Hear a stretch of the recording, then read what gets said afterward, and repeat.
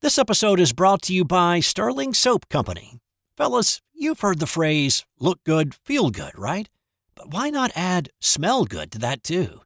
That's where Sterling Soap Company comes in. First, Sterling Soap is 100% natural and has a wide variety of bath soaps, shave soaps, beard balm, lotions, and cologne. Second, there's a scent just for you. How about burgundy? Yeah, it's more than a color. The Sterling Soap folks blend natural essential oils with hints of mahogany, golden amber, and sandalwood. Or how about D503, an intensely masculine scent inspired by Legend by Mont Blanc. And third, you will feel good about the price. For just a little more than you'd pay at the grocery store, Sterling Soap will leave you feeling clean, refreshed, and ready for whatever's next.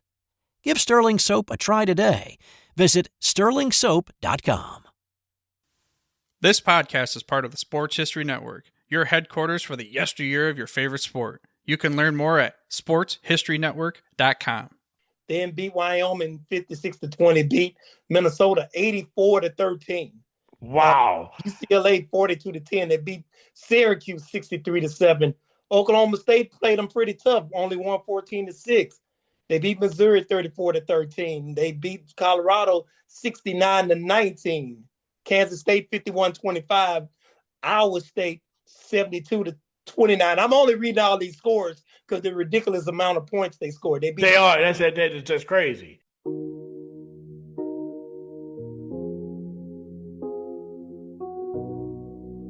Sports from back in the day. From Atlanta, it's Dana on the mic, talking old school legends, bringing history to life. We go deep like a spiral in the Superdome. Back when athletes left the game due to talking alone. Jordan fadeaways, Jackie in the zone, Ali in the ring, man, he stood all alone. From the Negro Leagues to the ABA, we break it all down, yeah, the classic way. It's Charles from the district, straight out the boot. Southern University pride, repping truth in the booth. From Baton Rouge to the nation's capital, legends on deck. Yeah, we factual tales of the greats, gold chains and all.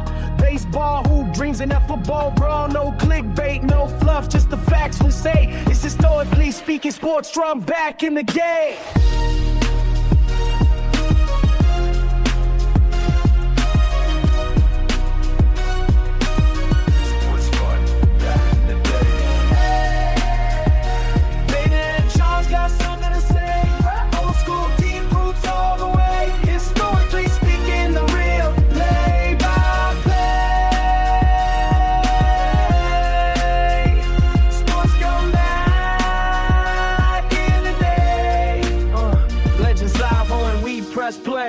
So sit back, tune in, and hit replay.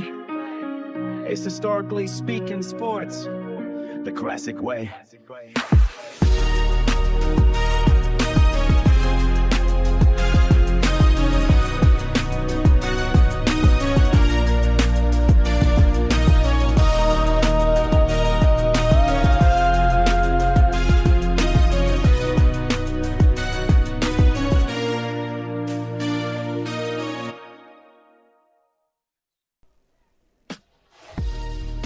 Hello once again, sports fans. Welcome once again to another edition of the Historically Speaking Sports Podcast, the sports podcast that gives you the best of sports from back in the day.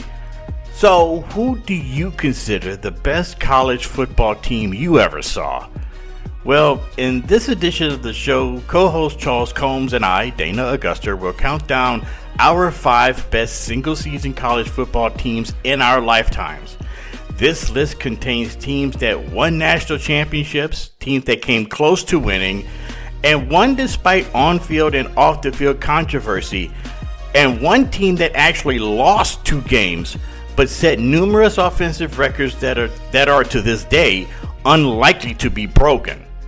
Later in this show, we will send a shout out to a pair of coaches that were major parts of the coaching landscape once upon a time and had some of the best seasons and best players to have ever played college football, but over the years have somewhat fallen through the cracks of history. We will profile those 2 coaches later on in the show.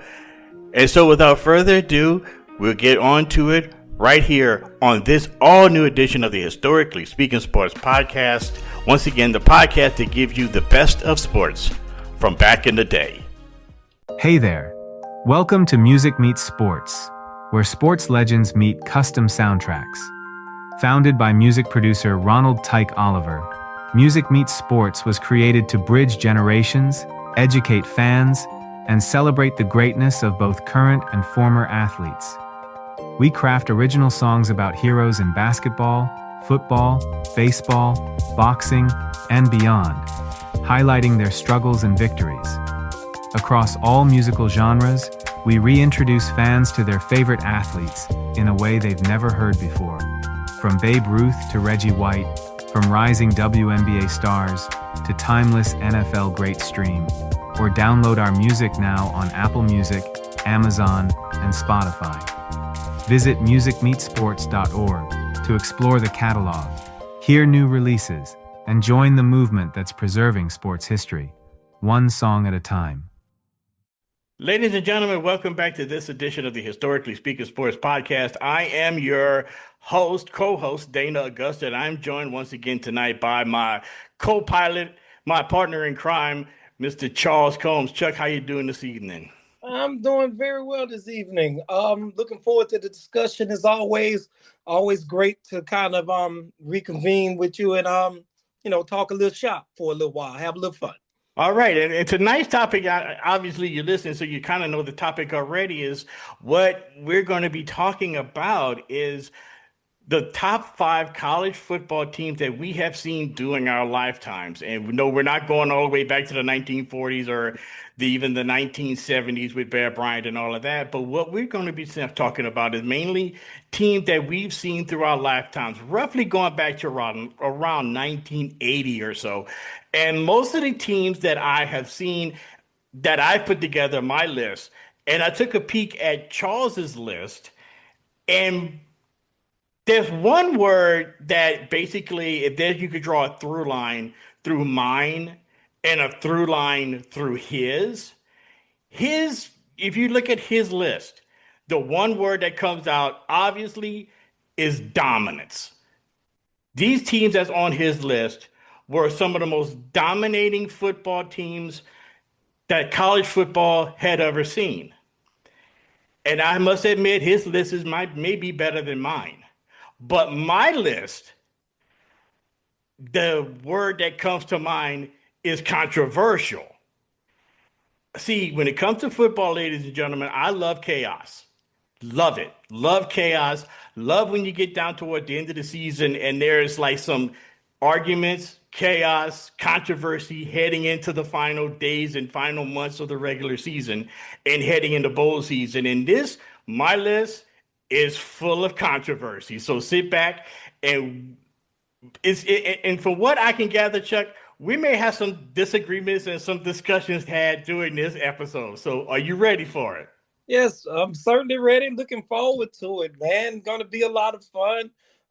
Possibly an extension of 30 years of conversations, perhaps. Yeah, absolutely. Some of our best conversations have been heated discussions, and this may be one of those instances. So let me kick things off, okay, with my number 5 team. And this may be the greatest team in the history of college football that no one ever seen, because they were on probation when all of this occurred. But in my mind, they were still the best team, one of the best teams I had ever seen, or at least heard about, at least watched through highlights. And my number 5 team to kick things off, the 1989 Houston Cougars, led by Heisman Trophy winner Andre Ware. So what do you remember about that team, Charles? Just run and shoot. Just run and shoot. Just sling it, then sling it some more, then sling it some more after that. Just fast pace, up and down. Basically, if you can possibly attribute run and gun to football, that would be it. Andre Ware was the Heisman Trophy winner in 1989, and some of the numbers that he put up was just ridiculous. Okay, the team was coached by Jack Pardee, and notice I said that this team was controversial. This team was controversial because this team was on probation when this season started in 1989. They were guilty of recruiting violations under the previous head coach Bill Yeoman, which was pretty much one of the fathers of what we call the veer offense. But this was a total departure, this team, from the offense that he had installed in the 70s, going to now Jack Pardee and now the run and shoot offense. And piloting this run and shoot offense was a guy by the name of Andre Ware from Galveston, Texas. They opened the season that year with a 69-0 win over UNLV. Then followed that up with a 36-7 win over Arizona State. Then they beat Temple 65-7, with Ware throwing for 413 yards and 7 touchdowns. Then they beat Baylor 66-10, Ware 514 yards passing and 6 touchdowns against Baylor. Then after a loss to Texas A&M, a close loss, mind you, then they played SMU, which was a year coming off of their death penalty.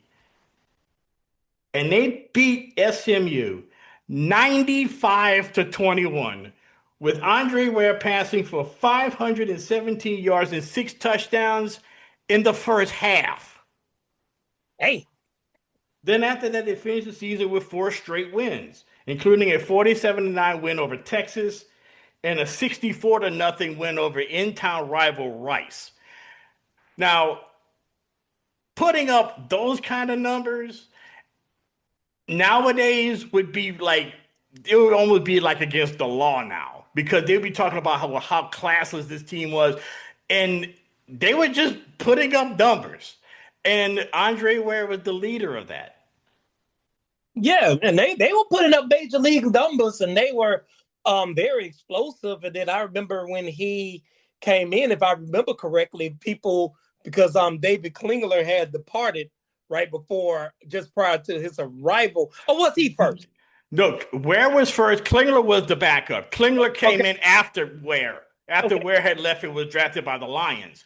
Klingler became the starting quarterback at the University of Houston right after Ware had left. Okay, got it. Thank you. So they were just very, very explosive. And I remember they had a guy that I really liked in the pros with the Kansas City Chiefs, Kimber Landers. Kimber Landers was on that team. I was just about to mention him. He was really good fullback, but he could kind of really versatile. Whatever you needed him to do, he could do it. Whether block at the fullback position, if you needed some running, he could go to tailback and give you some good running, and then excellent pass protection, and then excellent receiver out of the backfield. Well, that's it. Where Houston set nearly 100 NCAA records and conference records and school records in that season. Mind you, they were in the Southwest Conference during that time. And if you don't remember what the West Coast Conference was, just imagine all of the Texas schools plus Arkansas. That was the Southwest Conference.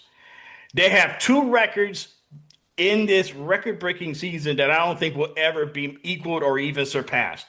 517 yards passing in one half. That was against the aforementioned SMU game where they won 95-21.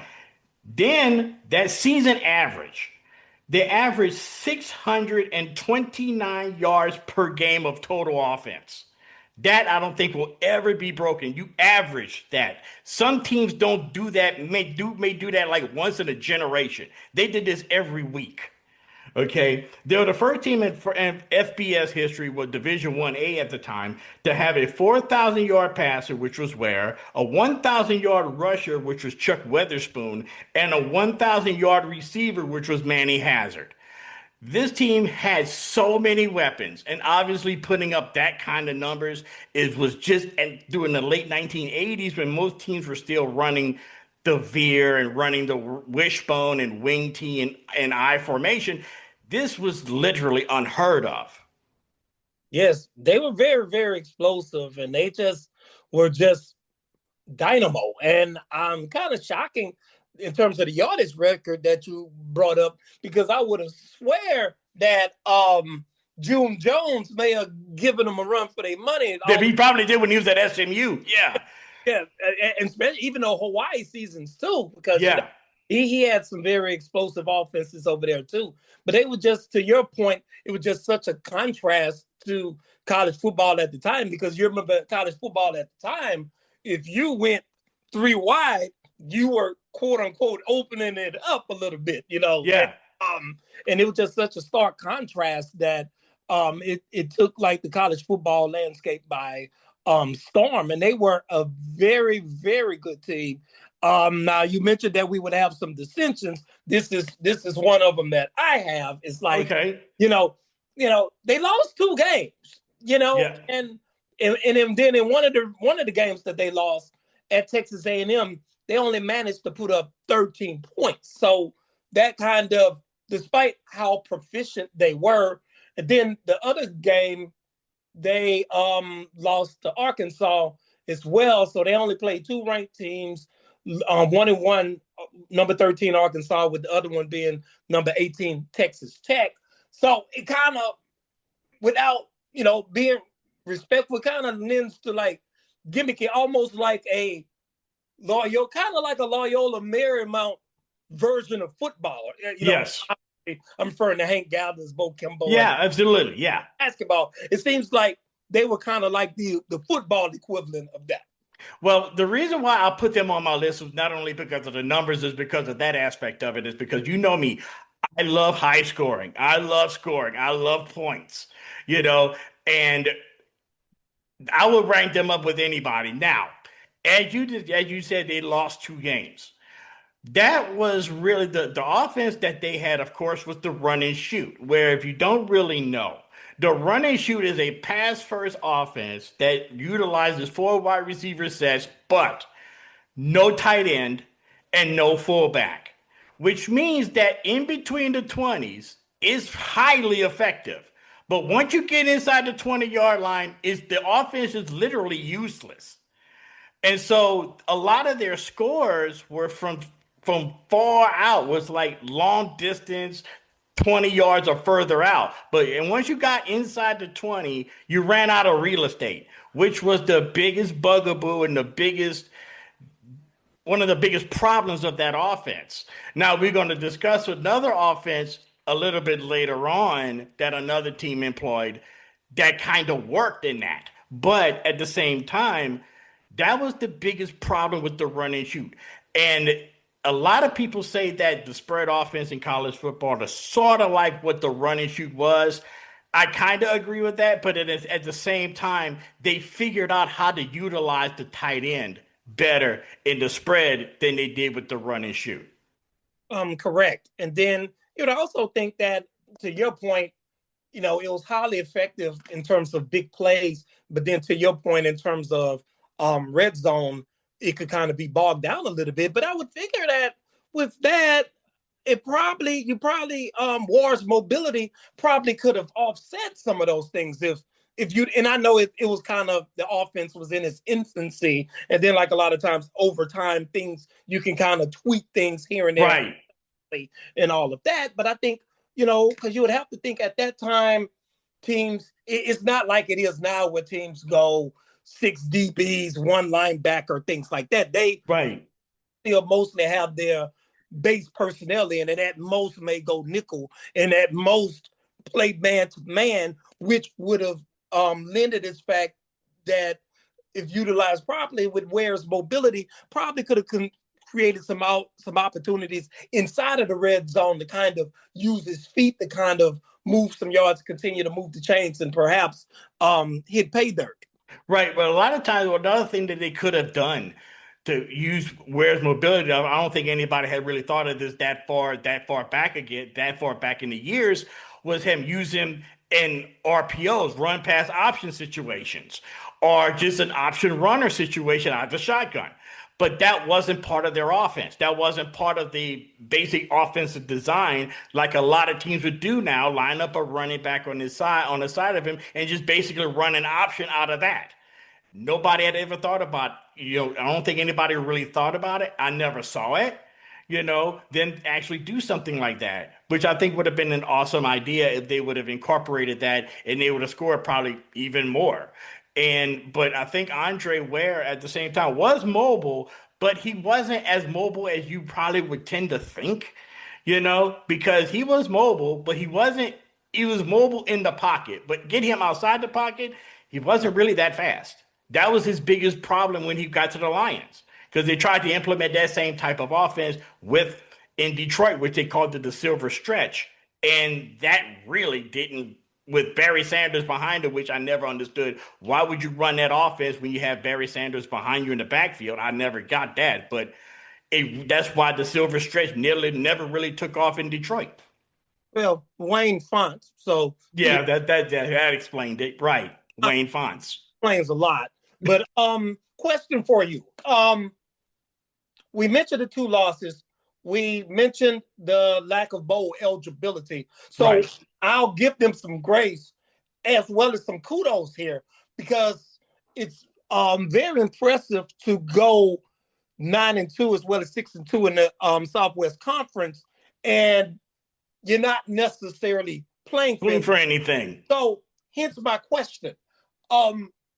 Had they not had the bowl ban, in your opinion, how far you think they could have gone? I'm figuring they finished 1 game out, where they finished tied for second in the Southwest Conference, and actually had the tiebreaker. No, I'm sorry, that's actually Texas A&M. So they wouldn't have won the tiebreaker. I thought it was right. But how far you think they probably could have went in terms of success? Well, you have to on the national level. You have to think back on what bowl they would have been involved in. The Cotton Bowl would have been out because that would have went to Texas A&M for winning the Southwest Conference, because those were back in the days when they had different conferences were tied into different bowl games. And the Southwest Conference, if I'm not mistaken, was tied in to the Cotton Bowl. They were. I would have think they would have probably went to something like the Liberty Bowl. They would have been definitely were bowl eligible, but they didn't have as lot of bowl games back then as they do now. They probably would have gone to something like the Liberty Bowl and played against a Big Ten team, or maybe the Gator Bowl, maybe like on New Year's Eve. They would have played somebody like out of the maybe the ACC. Which would have been an awesome game. But as far as them, winning the national championship, being voted national champs was out of the question back in 1989 with 2 losses. That was for sure out of the question. But I think that they would have gone to one of those bowl games, Liberty Bowl, Gator Bowl, something like that, pre-New Year's Eve bowl game. And I think that they would have had a really, really good showing in one of those bowl games. Well, what about your favorite bowl? Because I know, but I don't think they would have been. I don't think they would have gone to the Holiday Bowl, because they normally didn't take. They would take it independent, but it would have been interesting to see them going into the Holiday Bowl. That would have been a very interesting thing to see, because they would have played against somebody out of the WAC or something like that, and we could have seen a game that had like more than 100 points combined with both teams, But you have to remember a few years earlier, well, probably several years earlier, because we're talking 1989. So we're probably talking circa 83, 84 up in there somewhere. Remember one of the most memorable games, BYU with Jim McMahon. That was 1980. That was 1980 when they played SMU. The Pony Express, Eric Dickerson and Craig James. One of the biggest comebacks in the first bowl game that I ever remember watching. Yeah. Okay. And that was what put that was the second annual Liberty Bowl, and that put the Liberty Bowl on the map.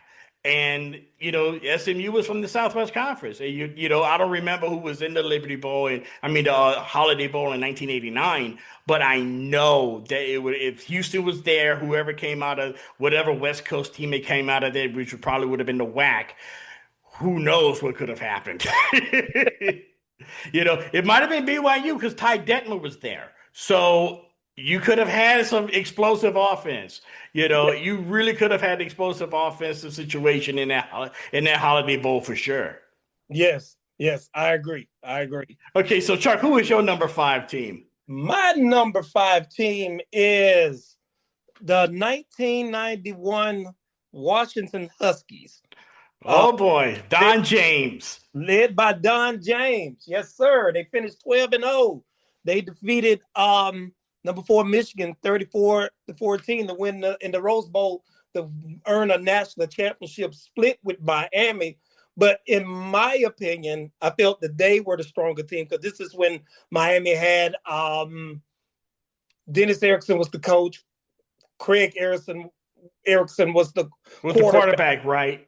And so forth. I felt that they was the slightly stronger team and all of that. And then even I remember a famous article in Sports Illustrated that ran a simulation of the two teams, and they had Washington coming out ahead had they met head to head, which doesn't mean nothing, but just right. It's interesting, right? Yeah, just for fun and giggles. So Don James, Pac-10 champs, they were second in the nation in points per game.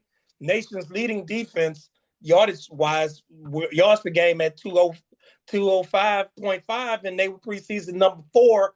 And they beat because I'm including the bowl games in these, they beat their opposition by an average of nearly 32 points a game. Because, they started out the season, they smoked Stanford 42-7. Then they went to Nebraska, number 9 Nebraska at the time. Huge litmus test. Went into the fourth, down 21-16, but then just rolled up the sleeves and scored 20 unanswered to win at Nebraska over Tom Osborne, which was a big time feat. Then they ran through a couple of cupcakes, had a close call with Cal, number 7 Cal, 24-17, and then they beat USC 14-3, and then just throttled Michigan 34-14 in the Rose Bowl. So they averaged 41.25 points a game, and including the bowl game, they averaged defensively 9.58 points a game, which is insane. And then basically offense and defense as well. It was just a who's who. Just right. Because I know there was a lot of great players that was on that team that went to productive NFL careers. Correct. They had like Billy Joe Holbert. He passed for nearly 2,300 yards with 22 TDs. Mark Brunell, for him, he kind of split time with him. Bino Bryant ran for 943 yards and 8 TDs. Napoleon Kaufman, yes, the Raiders, he's productive. Matt Jones as well. Then Mario Bailey, All-American status, over 1,000 yards receiving with 17 TDs. The boot Pac-10 Offensive Player of the Year.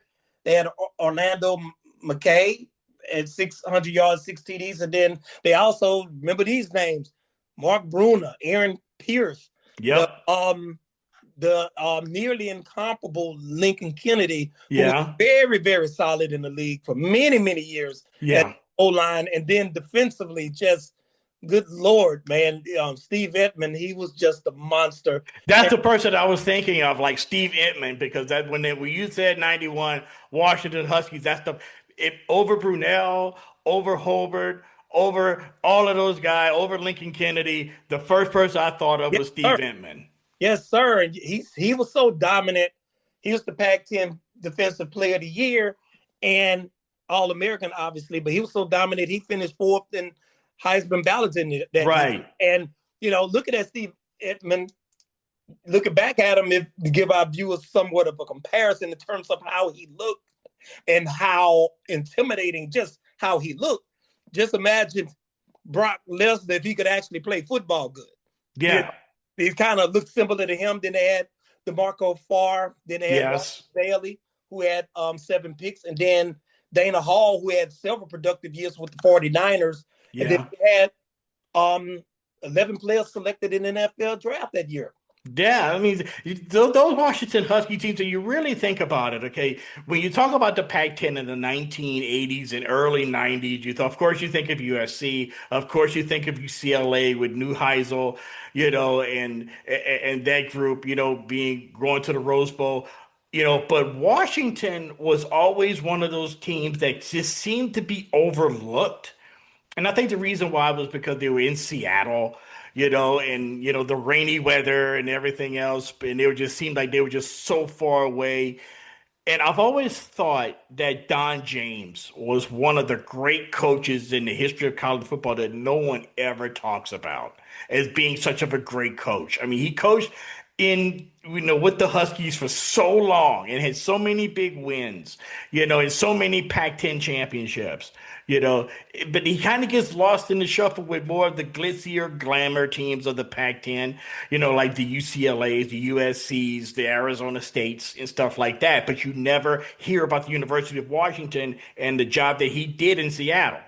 Yes, and kind of always get lost in the shuffle And then it was always kind of weird for the most part with them because you would figure, okay, the Pac-10 always had a all around schedule, which meant pretty much for the most part everybody played everybody. So you would figure, to your point, to kind of help with the national perception a little bit, being on the West Coast, that they would have had a rivalry with USC. But it just seems like in those days they were never both dominant at the same time. Right. Like if one was really, really good, then the other one was just good. It was like, not necessarily bad, but not necessarily good. That's like kind of like in a halfway mediocre type. They were like, instead of them going like to 11-0 or 10-1 or something like that, they'd go like maybe 8-3, something like that, But they never really established like that really hardcore rivalry within the conference like the USC, UCLA had, or Cal, Stanford, or because a lot of it was of course they had their rivalry with Oregon and Washington State, but Oregon and Washington State at the time were not really that great. To be honest, Washington State didn't become really good until the mid '90s when they had Drew Bledsoe, and then later, bless his heart, Ryan Leaf.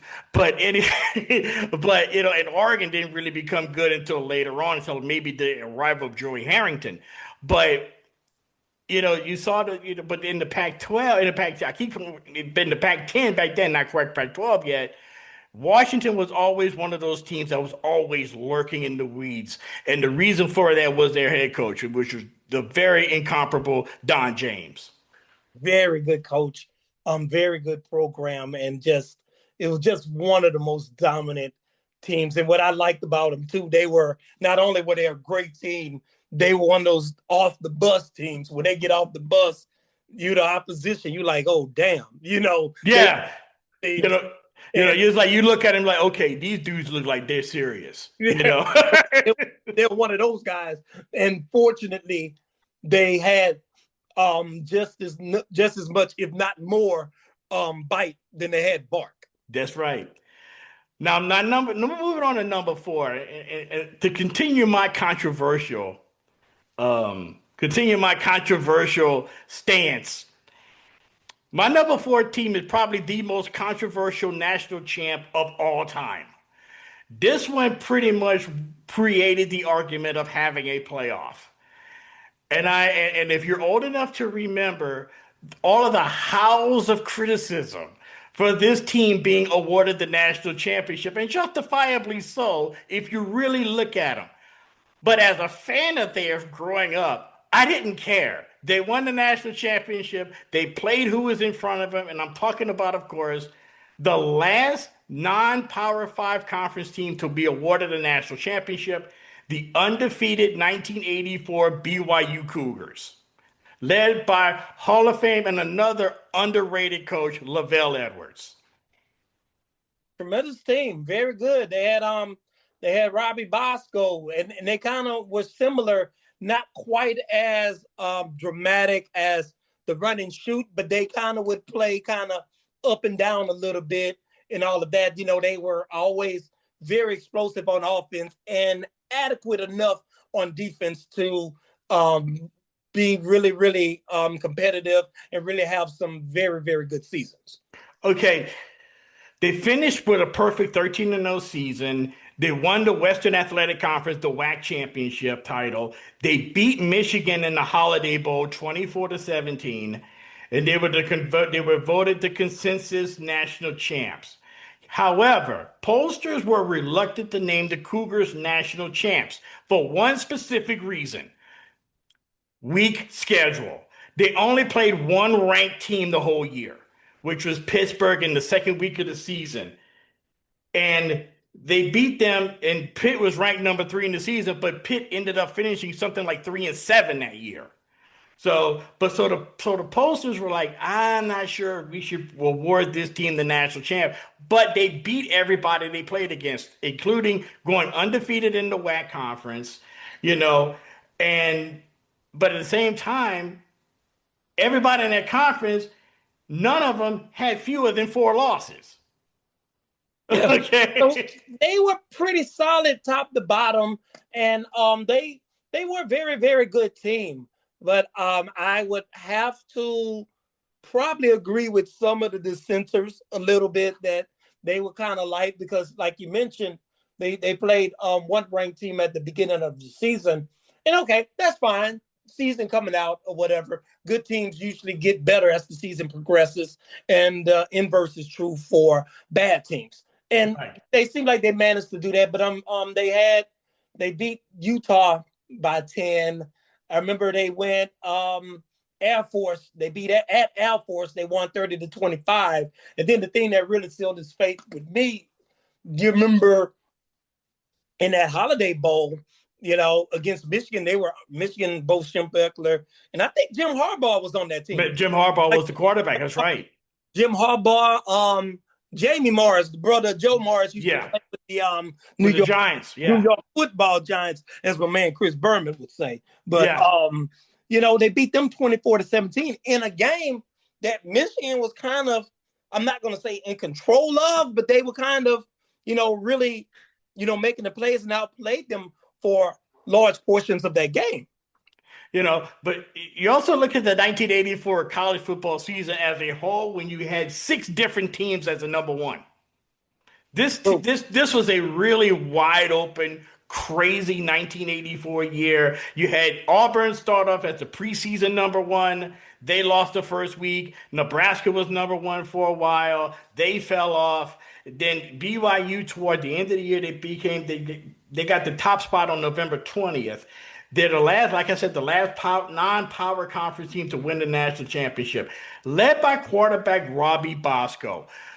And if you look at the lineage of quarterbacks, BYU at that time was known as Quarterback U because of the lineage of quarterbacks that came out of there. Robbie Bosco is the only one to win the national title, but overall may not be the most talented one there.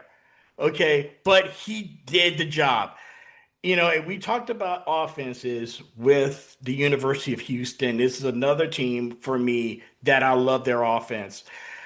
Their offense was different in the fact that what they ran was something called the air raid offense, which was basically a combination of the vertical passing game, which was pretty much put together by Sid Gilman and the Chargers and Al Davis of the Raiders in the 60s AFL.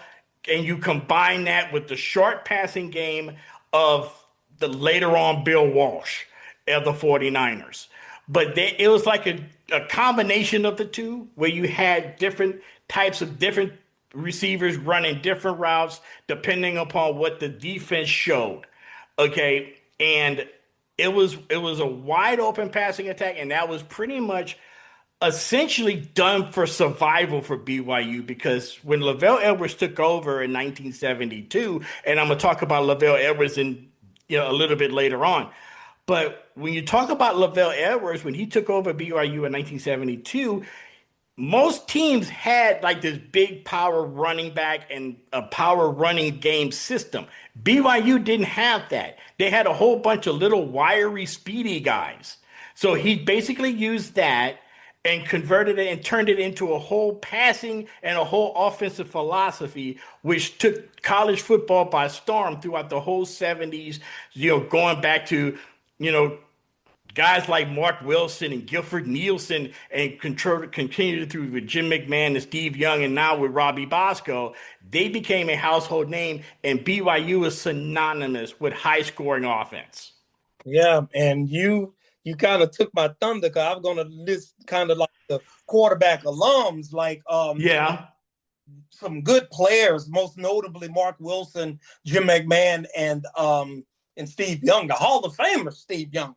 And very good. And then you have Bosco, and then later on came Ty Detmer, who set all kind of records. And then don't forget Steve Sarkisian. Who was a very good quarterback before he became the coach of Texas. When he was at BYU, he set up a number of passing records at BYU.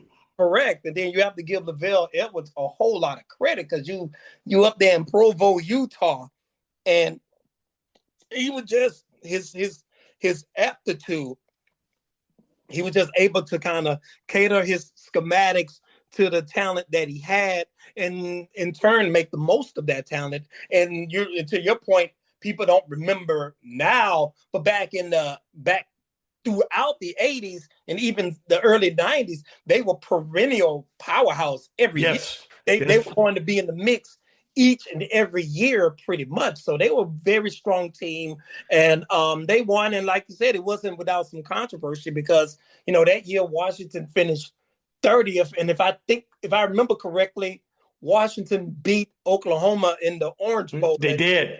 With Brian Bosworth, they did. And so they beat them that year. Florida was very, very good, but they were on probation. Who was their coach? Was it Galen Hall? Isn't Galen Hall? Yeah, Galen Hall. Yep, Galen Hall. And then that's when they had Kerwin Bell, the quarterback. Kerwin Bell. Yep. Lorenzo Hampton, and all of those guys. And then number 4, Nebraska was always in it, and then number 5, Oklahoma. And I remember they opposed like all 4 of the other teams would probably beat them if they played. But guess what? To your point that you made at the very beginning, which is the most essential point, they played who was in front of them and took care of business. And all of the other teams, even though they may have been more talented, each one of them had an opportunity to run the table. They failed to do so. So, national champions, BYU Cougars.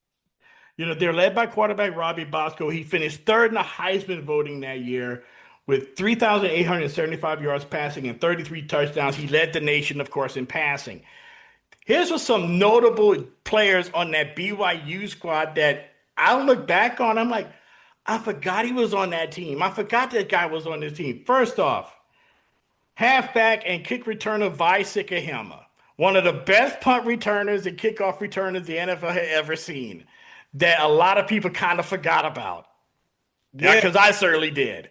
Yes, he was a monster. He used to get a lot done when he was with the Philadelphia Eagles and all of that. And then listeners, I know I'm sounding like a broken record. I know I am. But one of the coldest returners on Tecmo Super Bowl. Vasika Helma, that's right. One of the coldest kick returners on Tecmo Super Bowl. Basically, my friends and I used to call him Quick Six. If you needed a quick six, you can't give it to him. For the job, man. He just, but he was a very, very good player. And then what's even in the pro ranks was kind of underrated about him, even though he's primarily a special teamer. If you needed him to kind of fill in at that running back position, he could. And kind of hold the fort down. Now obviously with him being a special teamer, it would have to be dire circumstances and injuries to bring that about. But with the Buddy Ryan Eagles, he was very, very serviceable, even in the backfield as well.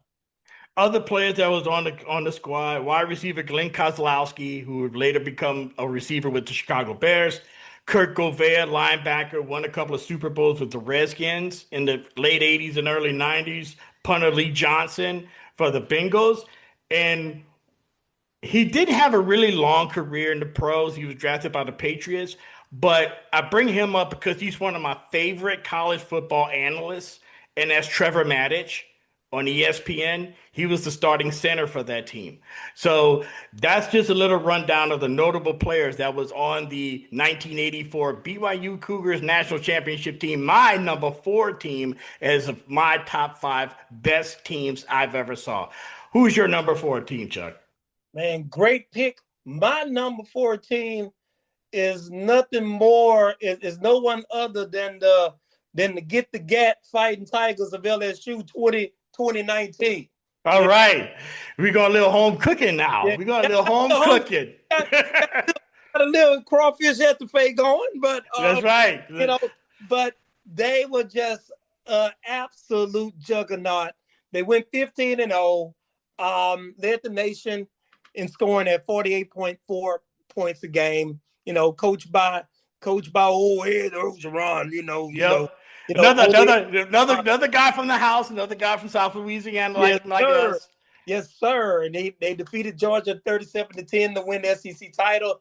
Just ran roughshod over Oklahoma in the national semis, 63-28, and then defeated the I think they were the defending champion. No, they weren't. That was, I was going to say the defending champ. No, they were, because they did win one with the dude that played for the Jags, Ronnie Bass, Sunshine Ronnie Bass. Trevor Lawrence with Clemson. They beat Clemson in the national championship game. 42-25 to win the national championship. But they started out the season, they bludgeoned Georgia Southern 55-3. Then had a big game at Texas, number 9 at the time, 45-38. I still remember the game was tied 38-38, and it was 3rd and 15, and Matthew McConaughey was on the Texas sideline waving the towel. The entire Austin crowd was going crazy, and they sent the whole house on 3rd and 15. Almost got old Smooth Joe, but Joe stepped up in the pocket at the last minute and hit Justin Jefferson, who took it to the house to seal that. Then they had a few victories over the likes of Vandy, Utah State, beat number 7 Florida 42-28, beat Auburn 23-20, and then went to Alabama to beat the Crimson, number 2 Crimson Tide 1-2, 46-21. One of the best team games I've ever seen, and in terms of just all of the future NFL talent that was on that field that day for both teams, it was just, I think it wound up being something like 15 first-round picks played in that game, and like nearly 30 NFL contributors played in that game between both teams that day.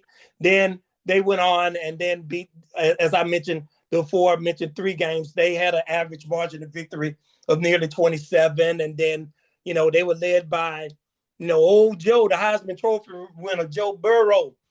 76.3 completion percentage. Yeah. 5,000, nearly 5,700 yard passing, 60 TDs, 368 yards rushing. And then imagine this. I mean, there's always a debate between wide receiver U, who is it, LSU, Ohio State. I bet on my boys, because how do you like this receiving core? Justin Jefferson, 111 receptions, 1,540 receiving, 18 TDs. Jamar Chase had just 84 catches, but nearly 1,800 yards receiving and 20 TDs. And Terrence Marshall had 46 catches for 671 and 13 TDs. And Thaddeus Moss. They just had, Justin Jefferson and Jamar Chase are arguably the top 2 receivers in the league. And they both were on the same team, which is insane. Right. I've always said that 2019 LSU team probably had the best receiving core maybe in the last 20 years in college football. You could say Ohio State could say what it wants. Miami could say what it wants as far as like receivers are concerned. LSU 2019 receiving core, just with those 2 guys alone and the lineage of LSU receivers, LSU, every school has something, has one position that is pretty much their trademark, their calling card, so to speak. We just mentioned BYU as being quarterback U. USC for years and years had been tailback U. Wide receiver U, you could make the serious argument that LSU is not only wide receiver U, but cornerback U. Because a lot of corners came out of LSU, and a lot of those corners worked out day in, day out against the best receiving core in maybe for sure in the SEC, but LSU has always predominantly had great receivers, guys like Jarvis Landry, Odell Beckham Jr., on and on and on and on, going all the way back to Eric Martin, in the 80s. Well, Yes, exactly right. So LSU has always had this lineage of receivers, just like USC had this lineage of running backs and BYU had this lineage of quarterbacks. LSU, that's LSU's calling card, and I would debate anybody that would say any different. Ohio State, yeah, they can have a claim. Maybe Miami could have a claim. But LSU, over the last 20 years, far and away, has the best lineage of receivers by far than any team in college football. Yes, and they were just so dominant. And then you speak of the receivers, imagine if you can somehow contain the receivers, which is nearly impossible to do in the pro game, let alone the college game. Right. They throw Clyde Edwards-Helaire at you out of the backfield. Yeah. 1,400 yards rushing, 6.6 yards per carry, 16 TDs. And he had 453 yards receiving, and then had the old offspring of Randy Moss, Thaddeus Moss, over at That is Moth. Yep. 47 catches for 570 yards and 4 TDs. So it was just kind of like a pick your poison offense. And then kind of the only thing you could hope for is if they laid the ball on the ground or the O-line started committing a bunch of penalties that would put them behind the chains. Devoid of that, you just weren't going to stop them. It just, because Joe Burrow, he had such a good rapport with his receivers and such good chemistry, it was just nearly impossible to stop them. And then, even though we talked about the offensive side of the ball, imagine on defense, Derek Stingley, he was a freshman that year. Derek Stingley Jr., the son of the great Derek Stingley, whose career was prematurely ended, with the Patriots. But, really good All-American Christian Fulton, safety Jacoby Stevens, Kerry Vincent Jr., Grant Delpit. These are all guys playing on Sundays. Yeah. Jacob Phillips, Patrick Queen, Calavion Chasen, 6.5 sacks. Damon Clark, Rashard Lawrence, Glenn Logan. That team wound up with 18 players picked in the draft that year, and I think 7 of which was like first round. Right. Which was just insane. It was just a bomb squad, and just one of my all-time favorite teams to watch. And Ed Orgeron, he's not the best coach, but the team was so dominant that that never even came into play. Well, Ed O was one of the best recruiters anybody had ever seen, going all the way back to his days at USC. And he was part of the coaching staff of that USC national championship team. He had, put together a couple of other teams, Ole Miss, he coached for a while, and made them relevant. Then came to LSU, which was his dream job, and and everybody talks about Edo and Go Tigers and all of that, and which adds to his charm and adds to the charm of LSU. LSU has always been that one school that that is so tradition laced that it almost becomes like mythical. The white jerseys playing at night, and the fog rolling off the Mississippi, the stadium where the stadium is located in proximity to the river. We've both been there. We know what it's like, and there's just a certain type of ambiance that goes with LSU and Tiger Stadium, and this 2019 LSU team is part of that lore and part of that lore. And I would ask you this: outside of Notre Dame, LSU, do you think LSU is as mythical as right up to like to the likes of like the Notre Dames of the world, as far as like its overall ambiance, its overall mythical status, because weird things happen at Tiger Stadium at night when LSU wears white. There's just something weird and something also captivating about it. It's right there. It's right there with them, because they've had some crazy moments. You remember the earthquake game? Yeah, against Auburn. That's right. In 87, was it 87 or 88, when Tommy Hodgson threw the touchdown pass and caused an earthquake on campus? Yes. Tommy Hodgson and Eddie Fuller. That was 1987. Yes. And you've been to my parents' house at the time, which is Southern's campus, which is probably what you would say 8 to 10 miles from LSU, probably. Probably, yeah. And I am not exaggerating when I tell you this, man. And you probably could too, because you probably could attest to this as well, because you used to live on campus. There's been times for LSU games, we've heard the crowd all the way from my parents' house. Yeah, you could. That is not an exaggeration. Downwind from LSU, down the river, going south. I'm sort of going north from Tiger Stadium. The noise can travel, and you could hear the noise from. We could be at a Southern game, at a Southern University game, which is literally, if you draw a line, you could literally draw a straight line along the river to It's- Tiger Stadium, okay? And you could hear the roar from Tiger Stadium sitting in the seat at Mumford Stadium doing the Southern University game. It is so surreal, and it's so crazy. Yes, and I mean, and it was really a very, very good team, a very memorable team. And you thought with Coach O, because wasn't this like maybe his second, perhaps third season at the most, second, I think. You thought this was just the beginning, but then he started wilding. He started Yeah. enjoying the spoils of victory A little bit too much. much, you know. And down in South Louisiana, that is very easy to do. We both can attest to that. Now, moving on to number 3 and continuing my controversial theme, this team was loaded with controversy, especially to one particular game in October that year.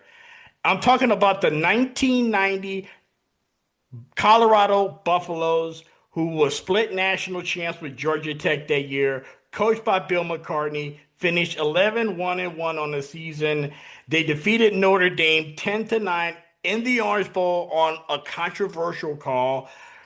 They were Big 8 champs, but what became such of a trademark for this team was it happened on October 6th of 1990 at Columbia, Missouri against the Missouri Tigers, the infamous 5th down game. Now, let me explain what happened to those of you who don't remember. It was at Missouri, 31 seconds left. The Buffaloes trailed the Tigers 31-27. The ball was on the Missouri 3-yard line with Colorado going in. On first down, Colorado quarterback Charles Johnson spikes the ball to stop the clock. That's first down. Second down, running back Eric Bieniemy is stopped short of the goal line. Okay, and the Buffaloes used their final timeout. During the timeout, the officiating crew, through a series of mistakes and errors, forgot to advance the down marker on the field, leaving it second down. So on third down, in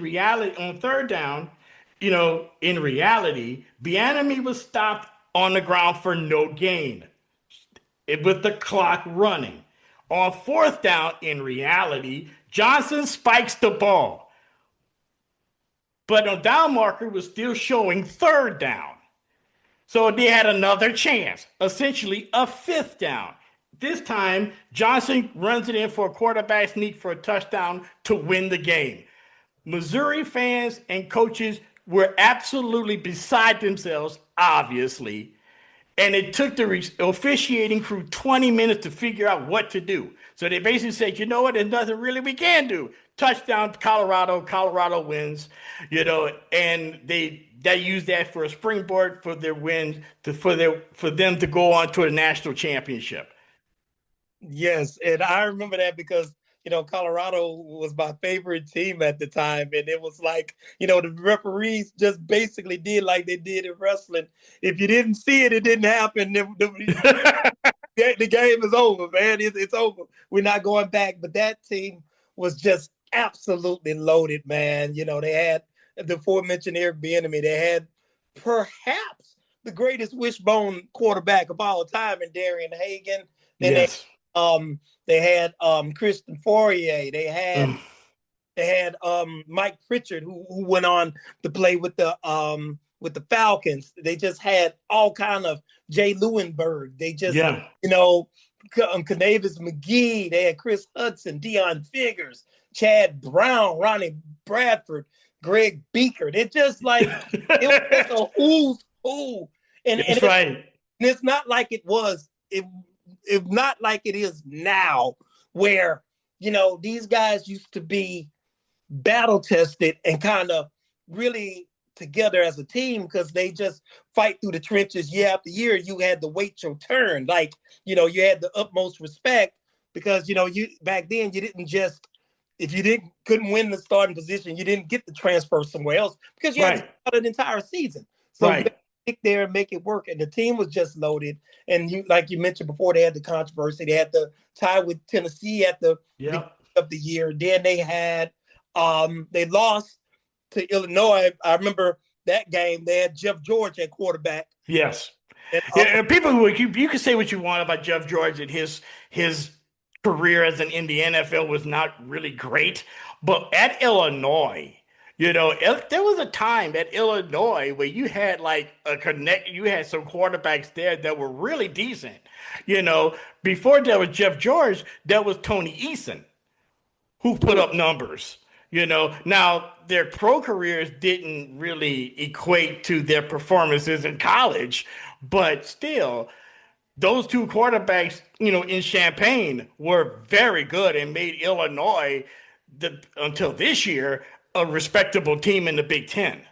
correct. And to your point, he gets a lot of grief referring to Jeff George. He's one of the two. I'm just saying, in terms of just pure arm, pure throwing talent, he's one of the two best arms I've ever seen from the quarterback position. The only person I've ever seen with a better arm than him is Jamarcus Russell, but that's another topic. That is a complete other topic. You ever hear that story about how they gave him the tape? Yeah.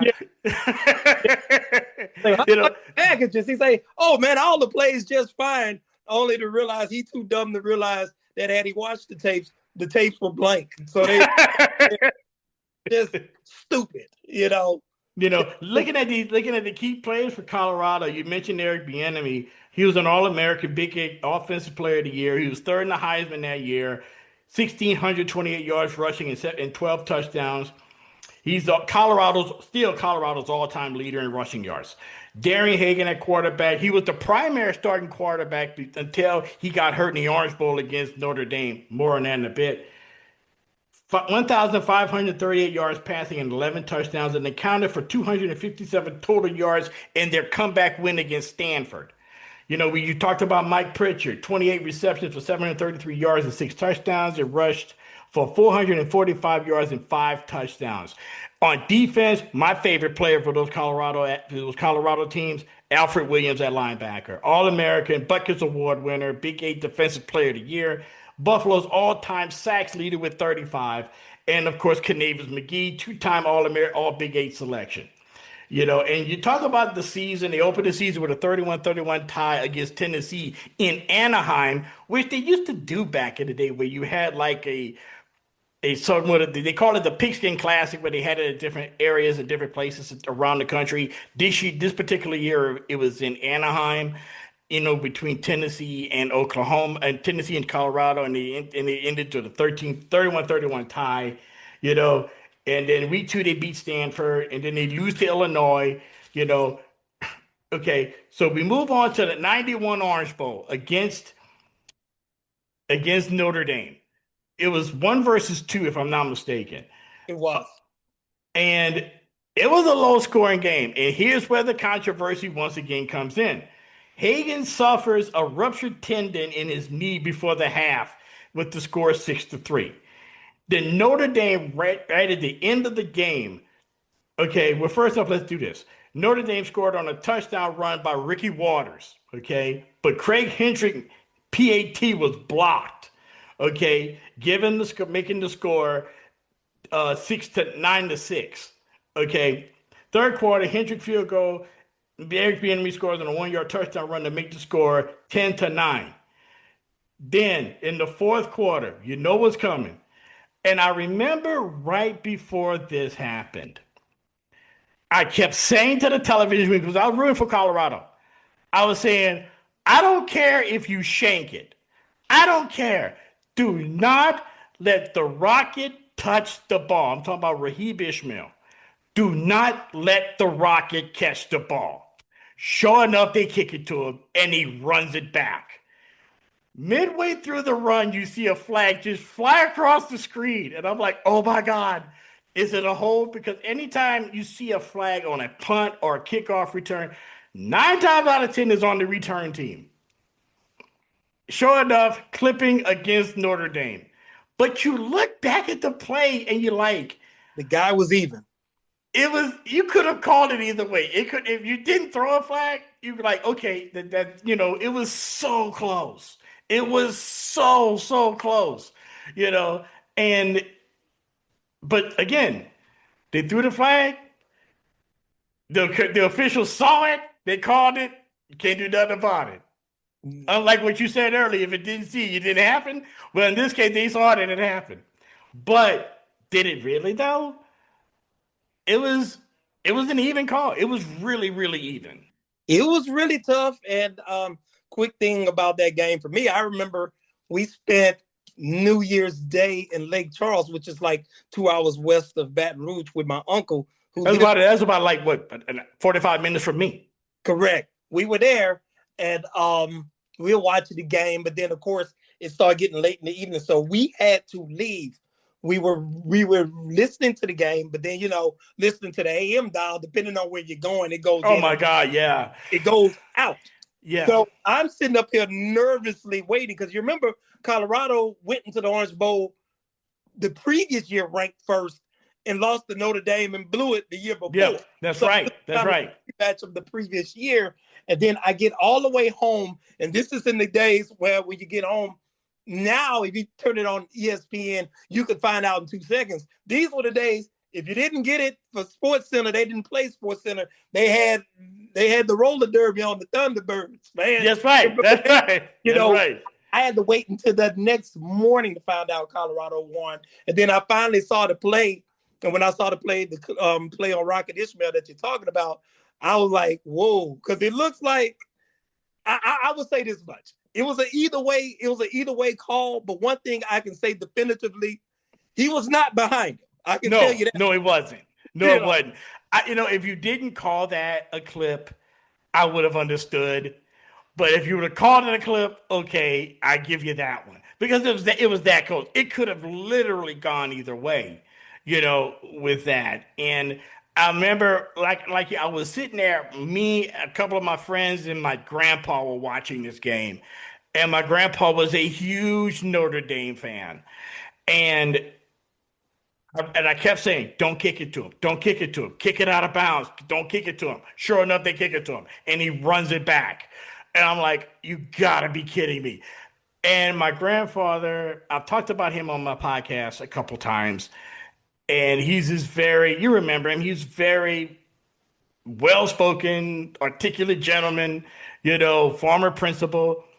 He saw the flag and he just lost it. He just started cursing up a storm. How could you call that? He saw the clip. He was like, I don't know. Are they going to call that a clip? Oh, come on. Yeah. And your grandfather was a very introspective and stoic guy. So to your point, it's hard for him to imagine him blowing his cool like that. But did he? Oh my gosh. But if you remember, it's similar to this. The game was literally littered with pros on both sides. Oh yeah. Oh my God, yes. Steve Waters, Rick Meyer, the aforementioned Rocket Ishmael, Dorsey Levens was on that team. Jerome Bettis was the fullback. Tony Brooks, Derek Brown. Yep. That's in addition to all of the Buffaloes we already named as well. It was just a great game, and it seemed like that whole day for New Year's. It just seemed like your whole day was football, and it was just there was nothing like it, and you knew. You knew the Orange Bowl was going to be Dick Enberg and Merlin Olsen. You knew that the Rose Bowl was going to be on ABC with Keith Jackson and Bob Greasy. You knew that the Cotton Bowl earlier that afternoon was going to be Brent Musburger and Aaron Parseghian. That's the way it was, man. And that was like the whole day. You know what I'm saying? The Sugar Bowl on ABC with the Monday Night Football crew from ABC. That was the way it was, man. It was just such of a cool time. Great day, and then kind of we're dating ourselves a little bit. Of course, I don't mind doing that. When it comes down to this, I will date myself all day long. I remember bringing in the new year every year from like middle school, definitely from 7th grade to about 10th. I bring in the new year every year on USA Network watching Porky's 1 and 2. Now you're really dating yourself now, bro. That's old school now, baby. Watching Porky's 1 and 2. In my day, somebody cuss on a movie, that was big time stuff. Or if you saw even a trace of a boob, you like, you're like, oh, you know what I mean? You're a 13-year-old boy. You like, What? you understand? But My yeah, gosh. those days used to be all of the bowl games meant something, and Yeah. like pride. And I mean, every team just played their hearts out every year, and all of the games you mentioned on New Year's Day used to just be awesome games. Now we just did my number 3 team. Now, who was your number 3? My number 3 team, man, Orange Bowl. We're going Orange Bowl over and over again. This is a team that actually did not win the national championship.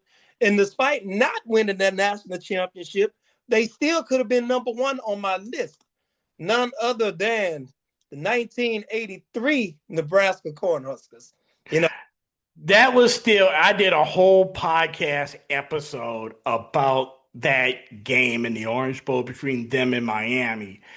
And I was so, I was about to put them on my list too, as far as like one of the teams, because Turner Gill, Mike Rozier, Jeff Smith, Irving Fryer, Dean Steinkuhler. I could name those T guys off the top of my head all the way down to, you know, it was just that team, them winning the wishbone the way they did was like poetry. It looked so easy until I tried to do it because I was playing Pee Wee football at the time and our offense was the wishbone and I played quarterback, believe it or not. And I tried that and it was like I would get killed every single play. And I was like, how do they do that? But Turner Gill and that offense, they made it look so easy. Yeah, and then in addition to that, you said it was like poetry, which it was, but it depends on your perspective. Because, like from the skill position players, like the quarterback, fullback, and the 2 running backs is poetry. But then if you just shift your eyes 2 or 3 yards in front of them, it was just absolute brutal savagery. Yes. With the offensive line just opening up holes wide enough. Dean Steinkuhler, Dave Remington. That offensive line was just monsters, man. Yeah. Oh my gosh. They were just great. They were nicknamed the scoring explosion, and they had a 1-loss record, a 12-1 finish ranked second, as we mentioned before, 31-30 lost to Miami in the Orange Bowl, coached by the legendary Tom Osborne, who not only was a legendary coach, but then went on to be a senator as well, representing the state. Because I know he was a politician. I think he was at the national level. I think he was actually. I'm not sure. I think you may be getting him confused with, or at least in my mind, you may be getting him confused with Steve Largent or J.C. Watts. J.C. Watts did become a senator. I'm sure I remember him doing. He might have became like a state rep or whatever in Nebraska. I'm not exactly sure. Yeah, I think he was. Let me see. Oh,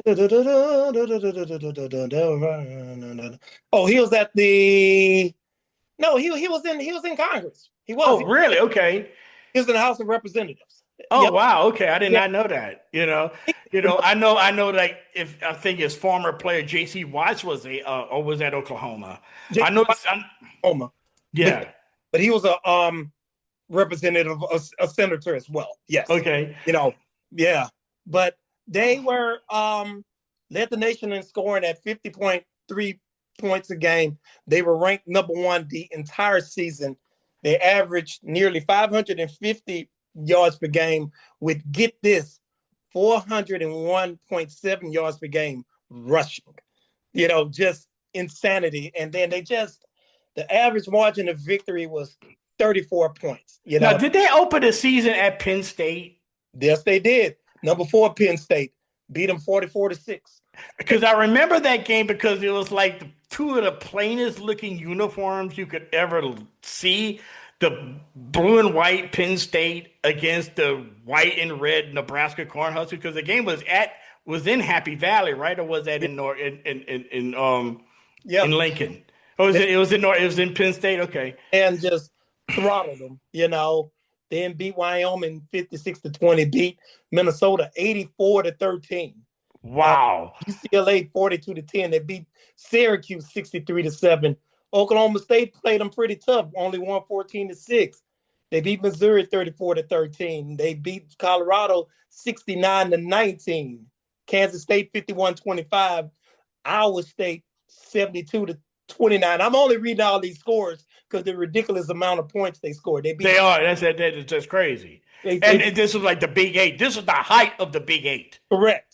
They beat Kansas 67-13 and beat Oklahoma by 7 before the bowl game. But like you mentioned, it was a who's who, starting off with the maestro, Turner Gill, 1,500 yards passing with 14 TDs, 531 yards rushing, finished fourth in the Heisman.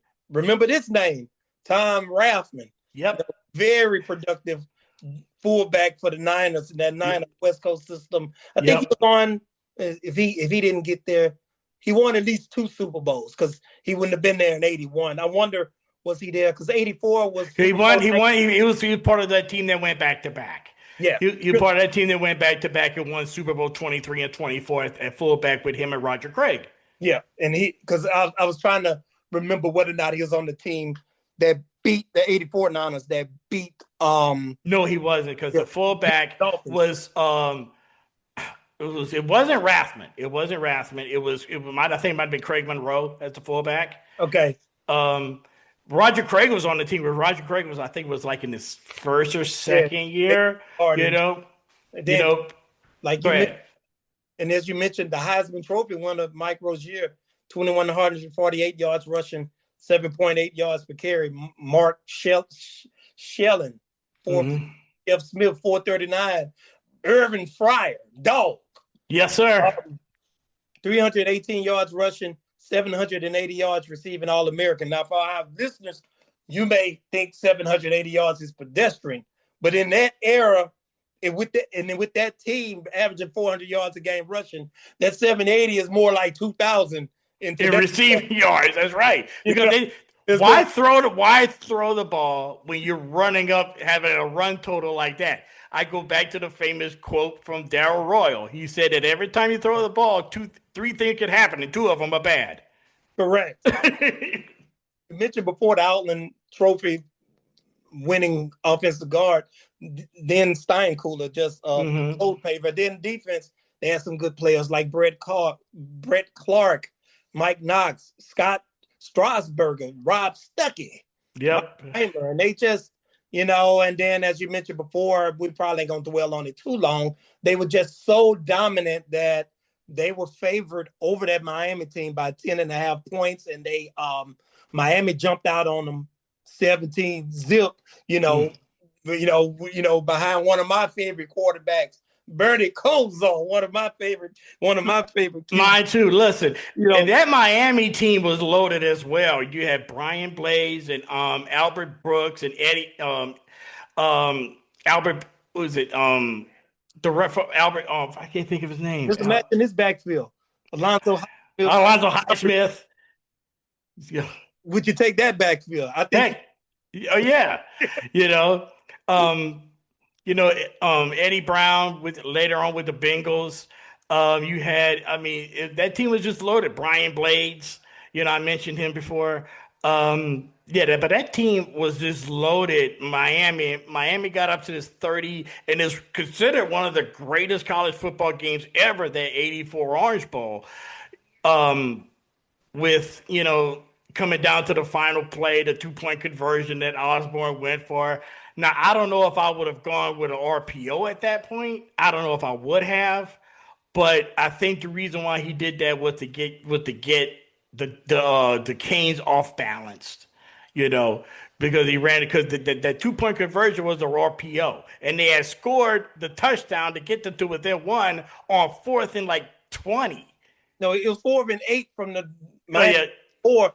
And to your point, they ran option and not only got the 8 yards, they scored on the play. Yeah. He went, because they were what was it? They were 12-0 at the time. Miami had lost the game, and number 2 USC had, I think, because Miami was ranked 5th going into the game. So USC lost number 2. Number 3, Auburn had like an unimpressive win or something. I think they had in the Sugar Bowl against Virginia. That's right, so against Virginia. If you kick to get the tie, he probably would have gotten the vote for the national championship still, since he would have been unbeaten at that point. But It just goes to show you, Tom Osborne, which I can't question the man. I can't fault him for going for 2, because I would have gone for 2 also. He wanted something definitive. He didn't want to leave it in voters' hands, so he went for it and he came up short. And then sometimes you just gotta tip your cap, and Miami wins under Howard Schnellenberger, who was on his way to the USFL. But however, that victory kind of ignited the Hurricane dynasty for like the next on and off for like the next 20 years. I know this is an aside, but do you know the story of him going to the USFL? What ended up happening? I don't. Okay. Educate. Howard Schnellenberger, and right after that, was supposed to be the new head coach of the USFL's Washington Federals, which was supposed to be moving to Miami. And they were going to call them, I forgot what the name of the team was going to be, the Miami Spirit or something, that they were going to move to Miami under the contention that the USFL would continue to play in the spring. But that was the same time that they had announced that they were going to try to play in the fall against the NFL. He was like, I did not sign up to play, to coach a team in the USFL against Don Shula in Miami. Are you kidding me? So he decided, you know what? Screw it. I'm not doing it. So he went back and became the coach of Louisville. Correct. And I mean, just a great coach, and it just ignited the rivalry. And to your point, one of the all-time greatest games, and this is, despite the loss, perhaps the most memorable Nebraska team, arguably, because they were just so dominant and nasty and all of that, but great game. That's my number 3.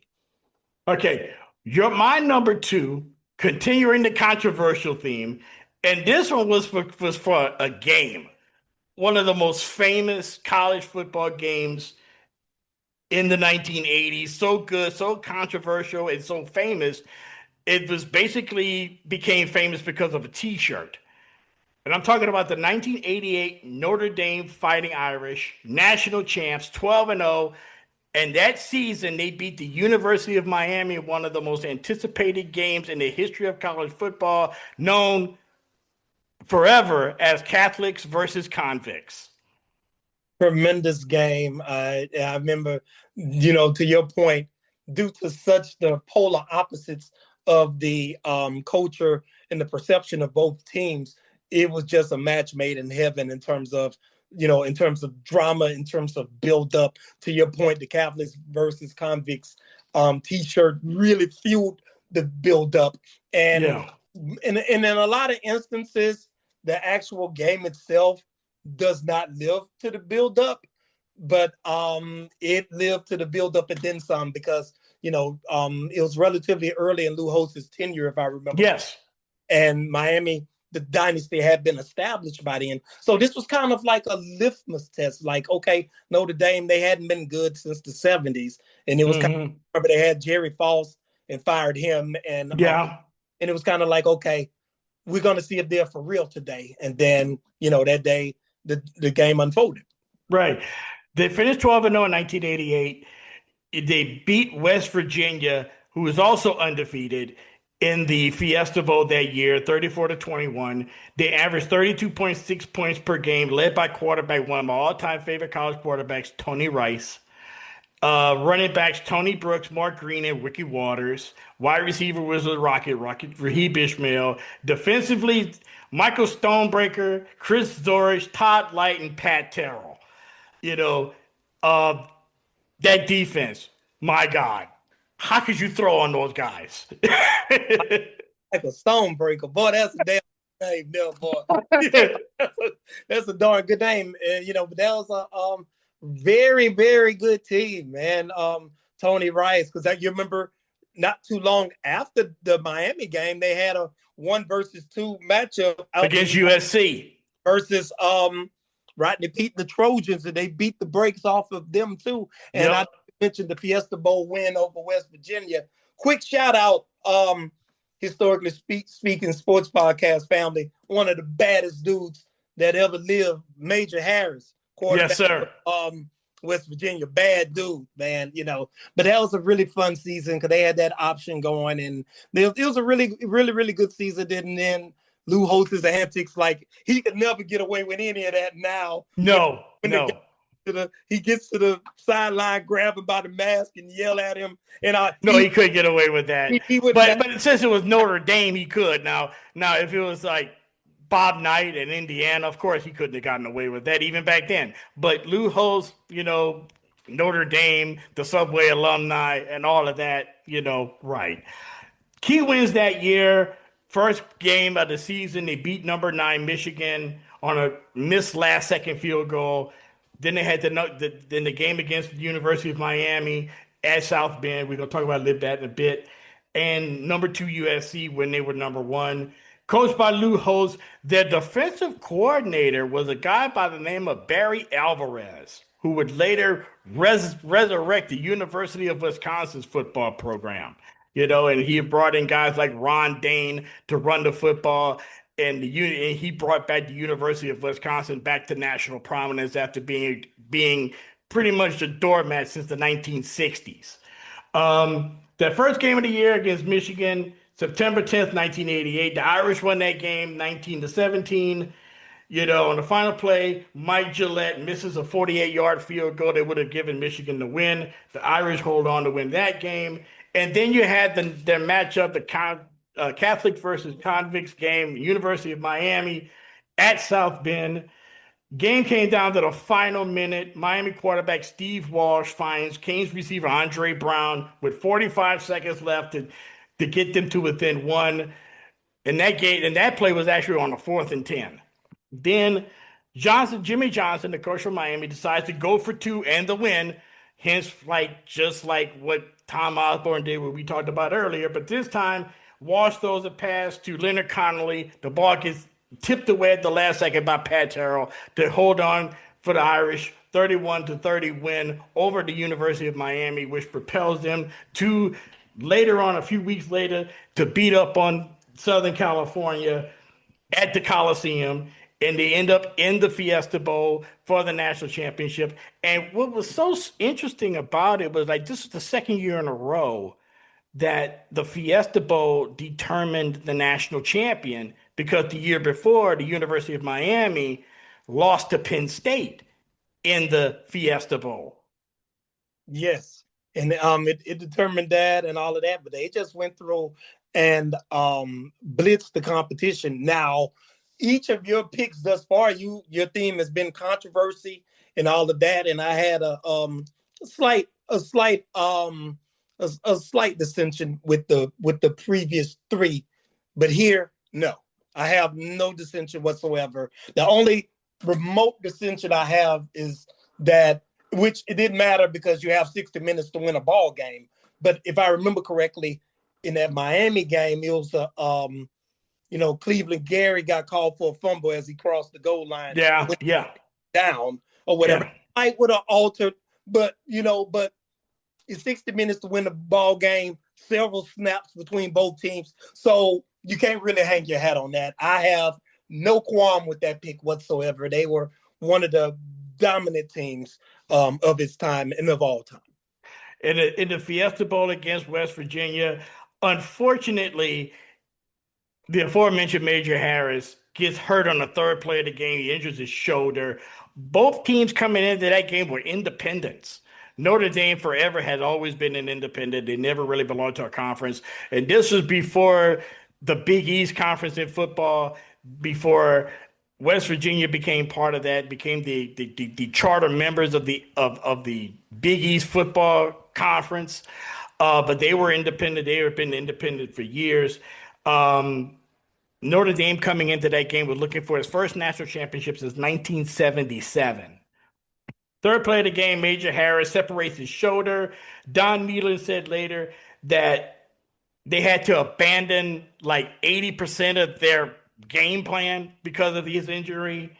But the Irish defeated West Virginia 34-21. Tony Rice and Frank Stans, the linebacker, were co-MVPs of that game. Notre Dame wins its first national championship since 1977. And I can remember watching that game again with my grandpa, who was a big Notre Dame fan. He said, it's about damn time. That's how he said it. It's about damn time, because he would tell me stories about how every year it came down to Notre Dame, Alabama, or USC. He couldn't stand Alabama. He hated Bear Bryant. He said USC plays sissy ball. That's the way my grandpa talked. you know. you know. Grandpa, boy, they'll be monitoring him. He just similar at times, But yeah, they were just a great team, and unfortunately, yes, Major Harris did get hurt, but it just seems like Notre Dame was just absolutely destined to finally punch it in after a long time. Because what is 77? That was Joe Montana, right? No, that was before Joe Montana. Joe Montana was part of that team, but I think it wasn't Theismann. Theismann wasn't a quarterback. No, because wasn't that the game in the Cotton Bowl? No, that was in 79. The chicken soup game was in 79. Okay. This chicken soup game with the Cotton Bowl, that was 79. Okay, yeah, but they were a very good team, and like I mentioned before, no qualms with this, and I thoroughly enjoyed watching them play this season because they were in a number of high-profile matchups, obviously being who they were, standing in college football, but they were all like great games, must-see TV, and just a great season, one of the more memorable seasons of if you're a college football fan, regardless of your affiliation, this was a very memorable season. All right. So who is your number two? My number two team is, and they could have easily been number one too. I kind of had to go with it. The 2001 Miami Hurricanes is my when I took a peek at your list, I was like, wow. I mean, I think about this team and I'm like, because the only reason why I didn't put them on my list is because, one, I had a feeling that you would, and secondly, I wasn't really a big fan of theirs. I just wasn't. And because if there was a team that really personified the whole attitude of Miami Hurricane football, it was that team. Well, beat them. yeah, that's all you can do, right? Now, were they worse than the 1990 team that went to the Cotton Bowl against Texas and acted the damn fool? Were they worse than them? No comments. You remember all the antics? Yeah, I remember that. Oh my God, I remember that. That's what kind of turned me off from them. That's what because me, I love offense. And they had offense.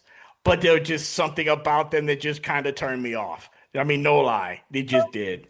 Well, it's not everyone's taste, but they went 12-0, defeated Nebraska, number 4 Nebraska, and Eric Crouch, the Heisman Trophy winner. Yeah, that's right.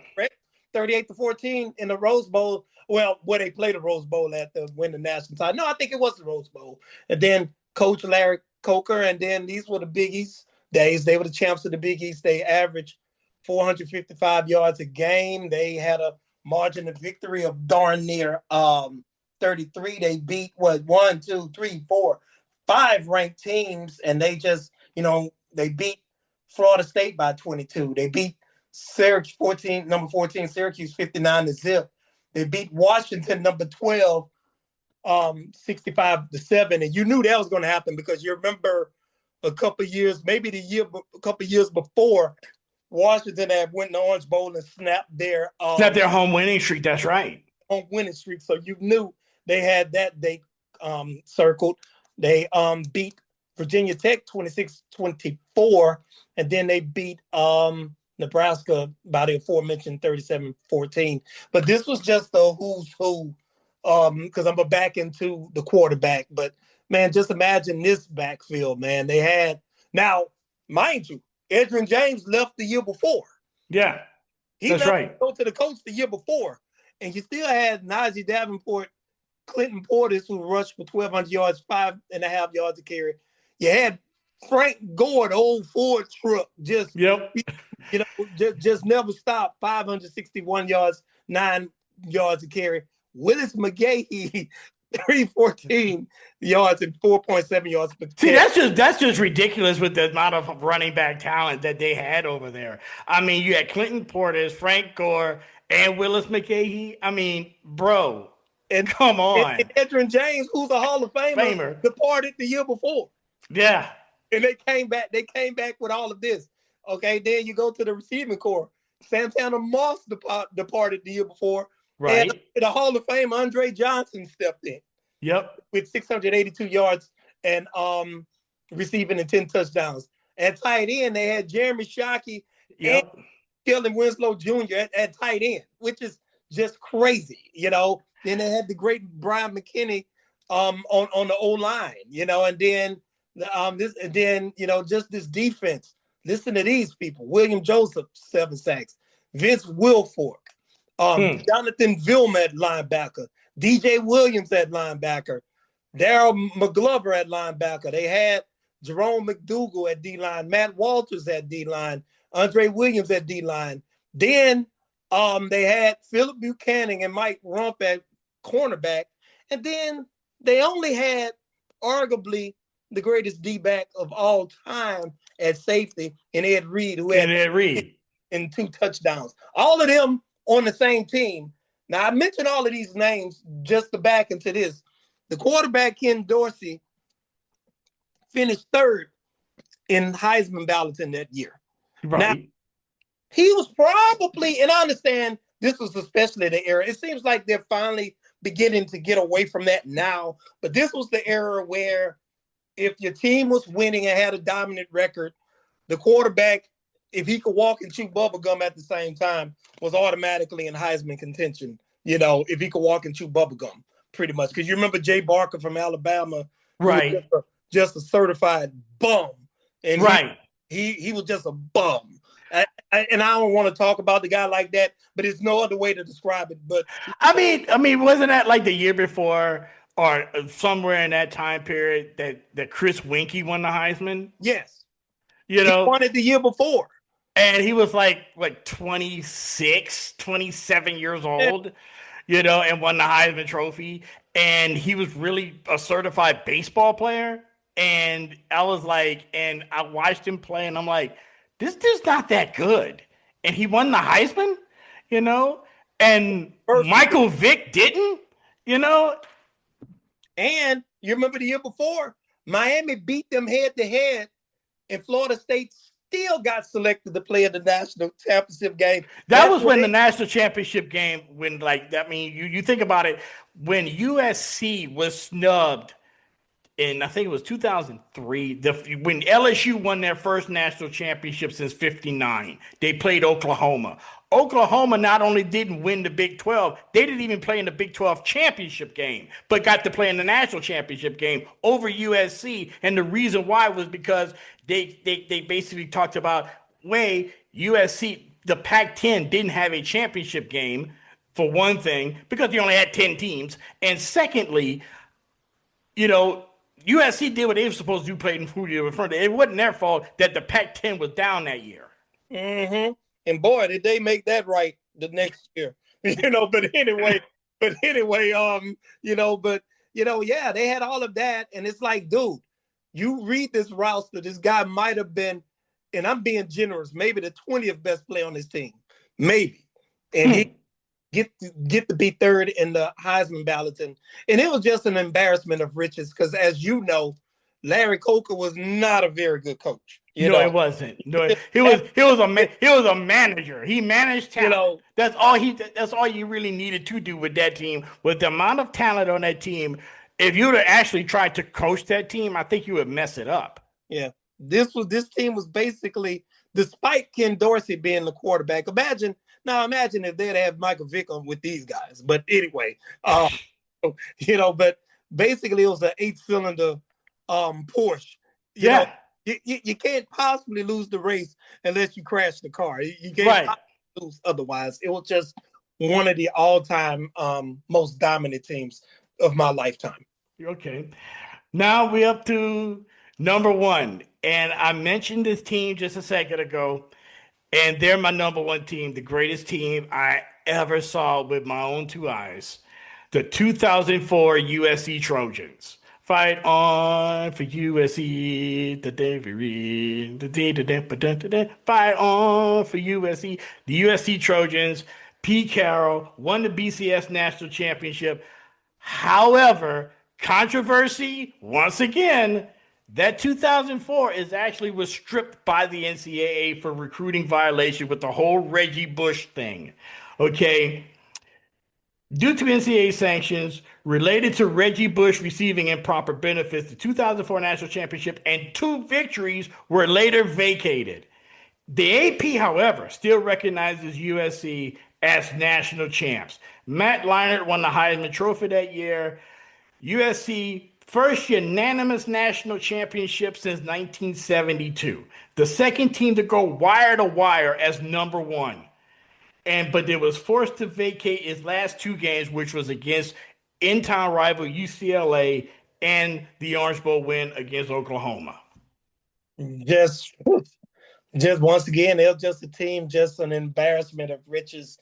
You know, they like the aforementioned Matt Leinart. Then they had just in the backfield alone, they had Lindell White and Reggie Bush. Reggie Bush. Then they had Mike Williams on the outside. Mike Williams and Dwayne Jarrett. Then I think wasn't Troy Polamalu on that team. Yes, he was. Just insane. Wasn't Brian Cushing on that team? I think. Yes. Just in insanity and just they were just dominant, and it's like, okay. Ryan Khalil was on the offensive line. Yeah. It was so crazy. It ranks right up there with that 2001 Miami team with the amount of future pro talent that was on that team. Leinart won the Heisman Trophy, 3,322 yards passing, 33 touchdowns against only 6 interceptions.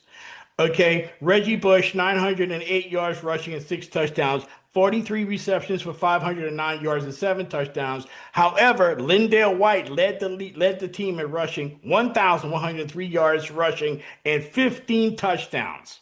Dwayne Jarrett, 55 catches for 849 yards and 13 touchdowns. They go into the national championship game against Oklahoma in the Orange Bowl and absolutely just dominated Oklahoma 55-19. Yeah, and I know Adrian Peterson was on that team. I think Jason White was too. Yes. And they had no business. I think they had gone undefeated that year, but nonetheless, they whatever. But they just throttled them. It was just too much speed, too much of everything. Now, question for you, 2 questions for you, matter of fact. Number one, they split the previous year with LSU. Do you think, had they played each other, first of all, who wins? And then my second question, how you don't like the Hurricanes and you like them? They were every bit as boisterous. They were in the same neighborhood of cockiness and being boisterous as Miami was. They were in the exact same neighborhood. Allow me to answer your first question first. I think if USC would have played, if everything being equal, if USC would have played LSU won that national championship playing in the Sugar Bowl in New Orleans, which essentially was a home game. Okay. Yes. If I'm not mistaken, the last time USC had ever played an indoor game was like the 1982 Blue Bonnet Bowl in Houston. That was the last time they played a game indoors. So they weren't used to playing indoors. Okay. Coupled with the fact that LSU was essentially playing at home, I don't know if USC would have beat them. I don't know. They were more talented than LSU by far and away more talent. But as far as overall, playing in that environment, essentially a home game for LSU, I would have tended to lean to LSU in that game. Now to answer your second question, why I liked USC and not like Miami, I'm going to tell you why. One, there was something about USC was just as boisterous and just as cocky as the University of Miami. But I will also say this: it was a lot of it was like on a down low. Miami would just straight up be in your face and be like, "Yeah, we know we're good and all of this." USC, on the other hand, was a little bit more on the down low. There was something kind of cool about them, in my opinion, where, Miami was just being just outright arrogant and just being obnoxious about it. USC was a little bit cool about it. Okay. At least from my perspective. Miami, especially my University of Miami fans have always reminded me of Cowboy fans. Like when the Cowboys are winning, they are some of the most obnoxious people that you could possibly meet. You know that for a fact.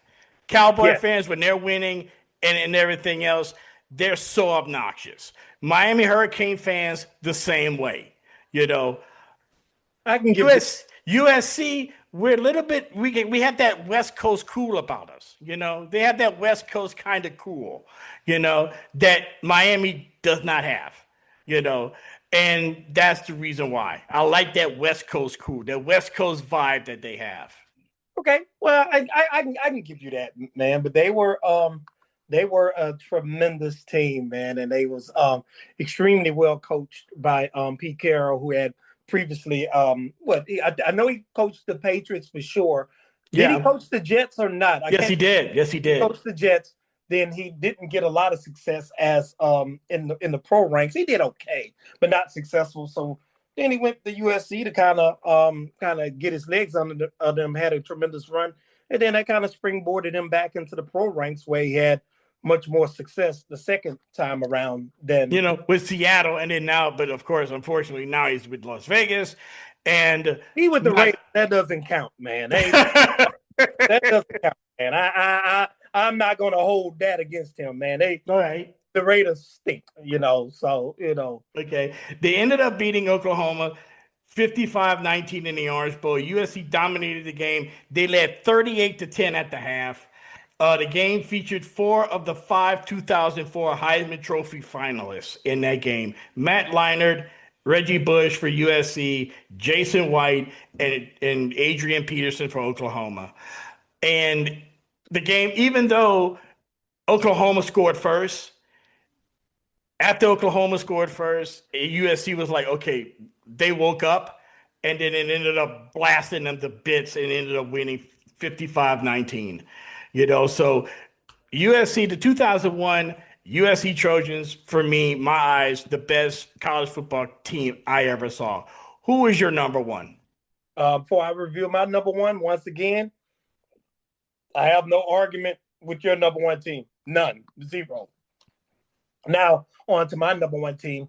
My number one team is none other than the 1995 black shirt Nebraska Cornhuskers. That's my number one team of all time. It is the most dominant team I've seen. It's between they and 2001 in Miami, but they were the most dominant team. They went 12-0. Defeated, won the Big 8, obviously. Defeated number 2 Florida, 62-24 to win the national title. Coached by the legendary Tom Osborne. They averaged 400 yards a game. Tommy Frazier finished second in the Heisman, and he was an All-American. He had 1,362 yards passing with 74 TDs. 17 TDs and 4 interceptions. Tacked on another 600 yards rushing. Now, remember this: the Heisman favorite that year was none other than Lawrence Phillips. Isn't he dead now? I think so. Yeah. Okay. He played 5 games before being suspended, and I'll put this like this because my uncle, who passed back in 2019, was a political science professor at the University of Nebraska for nearly 40 years. He's like, the stuff they reported, you don't know the half regarding. Wow. You don't know the half regarding Lawrence Phillips, because obviously with that type of talent, they try to sweep it under the rug until the rug become the size. You're like, what's that mountain under the rug? You just can't ignore it anymore. But anyway, he played only 5 games, rushed for 547 yards and 7 nearly 8 yards a carry. But guess this, would you take this? It's a big blow that Lawrence Phillips is suspended for the year. Amon Green, can you give us some production? It's like right. I mean, again, an embarrassment of riches. well, An embarrassment of riches. I mean, come on. I mean, like that year, the University of Nebraska just made a mockery out of the whole schedule, the whole Big 8 schedule. It was ridiculous. I mean, and then I don't want to get too far ahead of yourself, but that performance that Tommy Frazier had against Florida for the national championship was maybe one of the single greatest game performances by one player I have ever seen. Yeah, he was a monster. Then you remember during the year, off and on, he was kind of definitely the previous year too. He was befallen with blood clot issues. That's right. That's right. I totally forgot about that. You're right. You're right. Amon Green replaced him after that, and then you just listen at this. I mean, once again, all of these great teams have common themes: just unreal talent, unreal depth, just on offense. Frazier, Phillips, Green, Makovica, offensive lineman Aaron Taylor, offensive lineman Eric Anderson, leading the black shirt defense. You had the Peter brothers at D line, Christian and Peter, Jason Peter, Jared Talmadge on D line.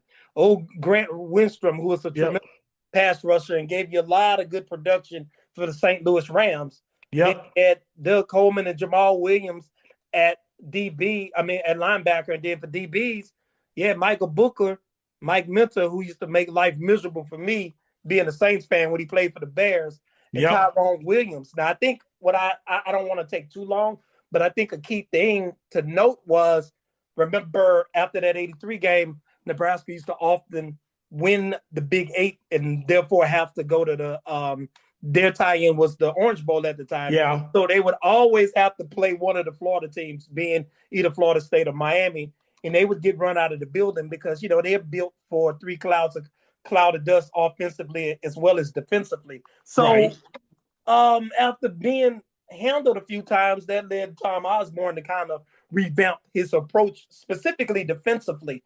He began to really recruit Louisiana because, that was pre-Saban, where if you were from, how can I put this? If you were from the inner city, Baton Rouge, and New Orleans, for the most part, LSU wasn't even on your list of schools for the most part. No, it wasn't. So usually they would, if you're any good, you wind up going to Nebraska, Colorado, Miami, Florida State most of the time. That's how Warwick Dunn ended up at Florida State. But anyway, that's right. He began to recruit people, but then he began to downsize them once he got there. For example, if he recruited a safety and he didn't have enough numbers at safety, he'll convert him over to linebacker. Right. Then conversely, like people that started out as linebackers, he'll beef them up slightly. They'll become pass rushers. So as a result, they became much, much faster on defense. And now they were able to compete with those Florida schools. And, and their offense could always work, but what would always happen in those games, they would get so far behind that they weren't designed to play from behind. But now, being in the game, they could really lean on you with that running game, and then that's when they started breaking through. Nearly beat Florida State and Charlie Ward, one year all the way from winning that one. Finally, Orange Sap and the Hurricanes in the Orange Bowl the next year, then just came back and ran roughshod. Over Florida. Yeah, and they average margin of victory, 39 points, average 53 yards a game, just dominant and just physical beyond belief on both sides of the ball. And out of all of the teams, I've watched a lot of football, as you know, they are the most dominant team that I've seen. Okay, so let's recap. Okay, my top five was, to go back, number 5, the 1989 University of Houston Cougars. That was my number 5 team with Heisman Trophy winner Andre Ware. Number 4, national champs 1984 BYU Cougars, led by quarterback Robbie Bosco and Hall of Fame coach Lavelle Edwards. Number 3 was the 1990 national champs Colorado Buffaloes, which they split the national title with Georgia Tech. They beat Notre Dame in one of the most memorable Orange Bowls ever. Number two was 1988 Notre Dame Fighting Irish, national champs. Defeated Miami in the famous Catholic versus convicts game. They beat West Virginia in the Fiesta Bowl that year. And my number one team, the 2004 USC Trojans, Heisman Trophy winner Matt Leinart, blasted Oklahoma in the Orange Bowl. So who is your top five again, Chuck? My top five: 1991 Washington Huskies, led by the legendary Don James, beat Michigan 34-14 in the Rose Bowl to earn a split with Miami. I feel that had they played Miami, they would have prevailed. Number four, 2019 LSU, 15-0, ran the gambit of the SEC. Also ran the gambit of the 14 playoff. Concluded by beating Clemson in New Orleans 42-25 to win the national championship. Number three, team that didn't win it, 1983 Nebraska Cornhuskers finished 12-1, finished ranked second, only lost to Miami in that legendary game. Number two, Miami 2001 defeated Nebraska 38-14 to win the national championship, coached by Larry Coker. Last but not least, 12-0, 1995 Nebraska Cornhuskers. Wow, got Nebraska twice. Defeated number two Florida 62-24 to win the national championship. Coach Tom Osborne is the coach of that. Now, before you leave, I'll make before we move on, I got a declaration and a question for you. Okay, first, go ahead. Okay. You remember, I work in the DC area, so throughout my career, I've come across a lot of Penn State alums since Penn State is relatively close. I'm sorry, Pennsylvania is relatively close by. Now, right. All of them always maintain, because remember, they went undefeated in 95 as well, won the Rose Bowl. They've always maintained that they would have beat that Nebraska team. And I've always maintained, you're wrong, they'd have beat the hell out of y'all. Because even though they had Kajana Carter, Bobby Ingram, Bobby Hoying, they didn't. Nebraska was just too strong. In your estimation, how would that matchup at gone? I think that Penn State at that time, lack of offensive firepower, they were basically built a lot like Nebraska. And you had to have a team that could score and score quickly against that Nebraska team. But unfortunately, we had that with Florida. In the Fiesta Bowl, we had a quick strike offense that Steve Spurrier, Florida Gators team back then. Who was the quarterback? Was it Shane Matthews? No, I think that was. Werfel. It was Werfel. Okay. I think it's Danny Werfel. I'm fairly sure that it was Danny Werfel. But they used to score. The SEC in the mid '90s was not what the SEC eventually would become. They weren't there yet. But you needed to have something of a quick strike offense that was consistent against that Nebraska team. Okay. And unfortunately, Penn State just didn't have that type of offense. They would have to go slug it out, toe to toe with Nebraska, which basically the type of game Nebraska really wanted. You would have to beat Nebraska playing a Nebraska type game, and you just wasn't going to do that against Tom Osborne, not in the mid-'90s. That just was not going to work. I don't care if you had Joe Paterno on the sidelines. That just was not going to work. Yeah, I felt there to beat Penn State going away. And then I have one final question before we moved on. Move on. One of your teams, 1990 Colorado Buffaloes, who split with Georgia Tech that year. I think they had a tie. So if they had to kind of play for supremacy, who comes out on top? Georgia Tech that year was undefeated as well. But the thing with them was that they had so many close calls during that year against teams that had no business having close calls against. You know what I mean? So they looked really good. They beat Florida State, if I'm not mistaken, that year. That was up and coming. But they needed a last second win against Herman Moore in Virginia. And And it was just that Georgia Tech team went undefeated, but they were so flawed, But I think that Colorado team would have beaten Georgia Tech. I really do believe that they would have went head to head. I think they would have beat, even though I live in Atlanta and people talk very highly of that Georgia Tech team in 1990. I don't think they would have been able to handle Colorado. Not on the field. I don't think they could. I concur with you once again. I agree.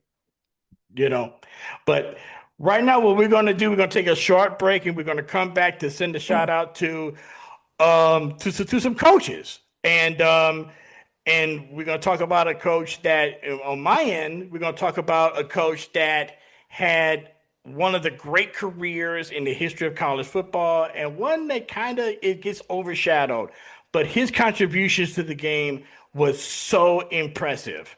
Okay. And we're also going to have another shout out to a legendary musician that we lost. And we're going to talk about him also coming up on this all new edition of the Historically Speaking Sports Podcast, a member of the Sports History Network.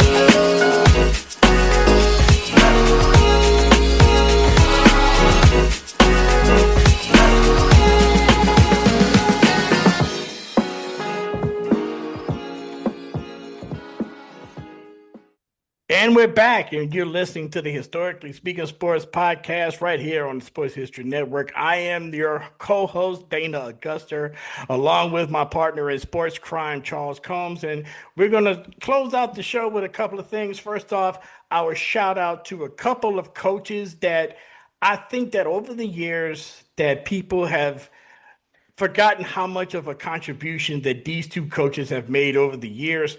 And I would like to go first. And the coach, and I alluded to this coach a little bit earlier, and I've always had a love affair with this coach and his team because of the amount of scoring and the amount of things that they did offensively that were just so groundbreaking as far as college football. And I'm talking about Hall of Fame coach LaVelle Edwards. He coached BYU from 1972 through 2000, but he was an assistant with BYU out in Provo, Utah from 1962 to 1971 before he took over as head coach in 1972. Before he became head coach, the Cougars had struggled before his arrival, mainly trying to use a run-based offense, which they just really didn't have the types of players in order for that to be successful. But he noticed one year that BYU had won a conference championship by a quarterback by the name of Virgil Carter. Now, Virgil Carter would go on to play with the Bengals in the late 60s, early 70s, but they opened up the offense for him. LaVelle Edwards was an assistant at that time. So he saw this and decided, wait a minute, if we're winning games by this throwing the ball, why don't we just do more of that? And so when he became coach in 1972, he came up with this air raid offense, which like I said before, is somewhat of a derivative of the West Coast offense with elements of the vertical passing game made famous by Sid Gilman of the Chargers and Al Davis when he coached the Raiders, and that became the Raiders' signature with the deep pass. One of the things that he brought up was offense and quarterbacks. Going all the way back to the beginning with Gary Sheedy, the quarterback in 1974 led BYU to the WAC championship. And from that on, the lineage of quarterbacks began with the likes Gifford Nielsen, Mark Wilson, Jim McMahon, Steve Young, Robbie Bosco, Ty Detmer, Steve Sarkisian, on and on and on. BYU became quarterback U, and the amount of points and yardage and that BYU had been known for during the 1970s, late 70s through the mid 1990s was just unbelievable, Chuck. Wow. He was a great coach. And like you mentioned, everything you outlined, he was just a pioneer in terms of kind of offensive philosophy. Because, as you know, throughout those times, it was definitely 3 yards in the clouds of dust, because as you mentioned often, in terms of what happens, the possibilities in terms of passing the ball, hence make everyone kind of conservative. But he kind of abandoned that approach and kind of opened things up. And then, as we mentioned earlier, up in Provo, Utah, not necessarily a place that has a lot of ingrown talent, nor is a destination that a lot of people want to go and play ball at. Right. Nonetheless, he managed to build a very successful program, a very exciting program that had perennial success, culminating in the national championship in 1984. Certainly, Hall of Fame coach. He was kind of, developed a lot of tremendous players and a lot of tremendous quarterbacks. Right. Now, in addition to the 1984 national championship, he was also that year named the National Coach of the Year. Okay. 7 quarterbacks from Brigham Young University had won the Sammy Baugh Award, which is the top collegiate quarterback, which is more than any other school. Okay. At his retirement in 2000, Lavelle Edwards ranked 6th all-time in victories, 2nd all-time in victories with one school, 257, second only to Joe Paterno at Penn State, and coached 6 All-American quarterbacks. Now, the true mark of any great coach is look at their coaching tree. The coaches that coached under him who became successful in his own right. Check out these names: Mike Holmgren, Andy Reid, Brian Billick. These 3 men alone account for 5 Super Bowls. Also take into account Steve Sarkisian. His former quarterback is now the current coach at the University of Texas and one of the great offensive coordinators in the last 30 years in college football, a man by the name of Norm Chow, who coached the offensive coordinator for my number 1 team, the 2004 USC Trojans. He was the offensive coordinator for that team. He was offensive coordinator for UCLA. He was head coach for a while, and those are the types of names that Lavelle Edwards produced in the coaching ranks during his career. Tremendous coach. And as always, I learned something from you. I had no idea that Andy Reid and Mike Holmgren, man, that Mike Holmgren, that settles everything there. So they were part of his tree, not the Bill Walsh tree? No. Or are you talking about Bill Walsh as far as the professional ranks are concerned? Well, when it comes down to, Mike Holmgren and Andy Reid played for Lavelle Edwards and Brian Billick. Gotcha. They played for him. Okay. But and eventually they did do some coaching under him as grad assistants and young coaches. They did do some coaching underneath Lavelle Edwards, but but Holmgren and Reid became more synonymous with, Walsh, and then later with Steve Mariucci, with the 49ers. You know what I'm saying? So your coach, and it's a coach whose name that I hadn't heard in a long time, but I tell you what, he was a hell of a coach. Yes, sir. None other than the legendary Johnny Majors. Johnny Majors, got he first achieved stardom as a standout halfback for the University of Tennessee, won SEC Player of the Year twice, and he was All-American in '56 and finished second to, get this, Paul Hornung in the Heisman Trophy balloting. So you got to be a dog to be in the same sentence with Paul Hornung. And then after he had a stint in the Canadian Football League, and then begun his coaching odyssey, starting with Iowa State, led them to their first 2 ever bowl games. Right. And he still ranks all time in wins. Now, I don't know if that says more about him or Iowa State, but who knows, because he's only there for like about 4 years. But then after that, he moved on to Pittsburgh, when he really had a bunch of success, where he coached Heisman Trophy winner Tony Dorsett, and then also this is a name from way back I hadn't heard in a long time since the '80s. Matt Cavanaugh. Yep. You know, he could. Now, what did he also coach? He He also coached Hugh Green, right, at Pittsburgh. Yes, sir. He coached Hugh Green and all of them And Dan all Marino. Of that. Well, he might have been gone by then because he won the national championship in '76 with Pittsburgh. And you're talking about the '80 team that had Marino and all of them. He was in Tennessee by then. So then he went, you know, obviously when he won the national title with Dorsett and Cavanaugh in Pittsburgh, his alma mater came a calling and he went to Tennessee where they were one of the better programs throughout the 80s and the early 90s. He won the SEC 3 times in 85, 89, and 90. You know, he was coach of the year in 76. He was SEC coach of the year in 85. He was Big 8 coach of the year with Iowa State in 71, you know, and, you know, so he just was a great coach. And then unfortunately, toward the end of his tenure, he began to have some health issues, and then he kind of got blindsided and pushed out from my research by Philip Fulmer. I didn't know that he had done that. That's a sucker move, but nonetheless, he was a tremendous coach and all of that. Hall of Fame coach, and as to your point, a guy I thought about a whole lot of different coaches, and then he came to mind, and I had the same reaction you had. Man, hadn't talked about. I literally hadn't even heard Johnny Majors mentioned in well over 20 years. Where when we were coming up, he was one of the best. Yeah, I mean, you heard about Johnny Majors all the time. I had heard about his exploits when he was a player at Tennessee and how great of a player he was.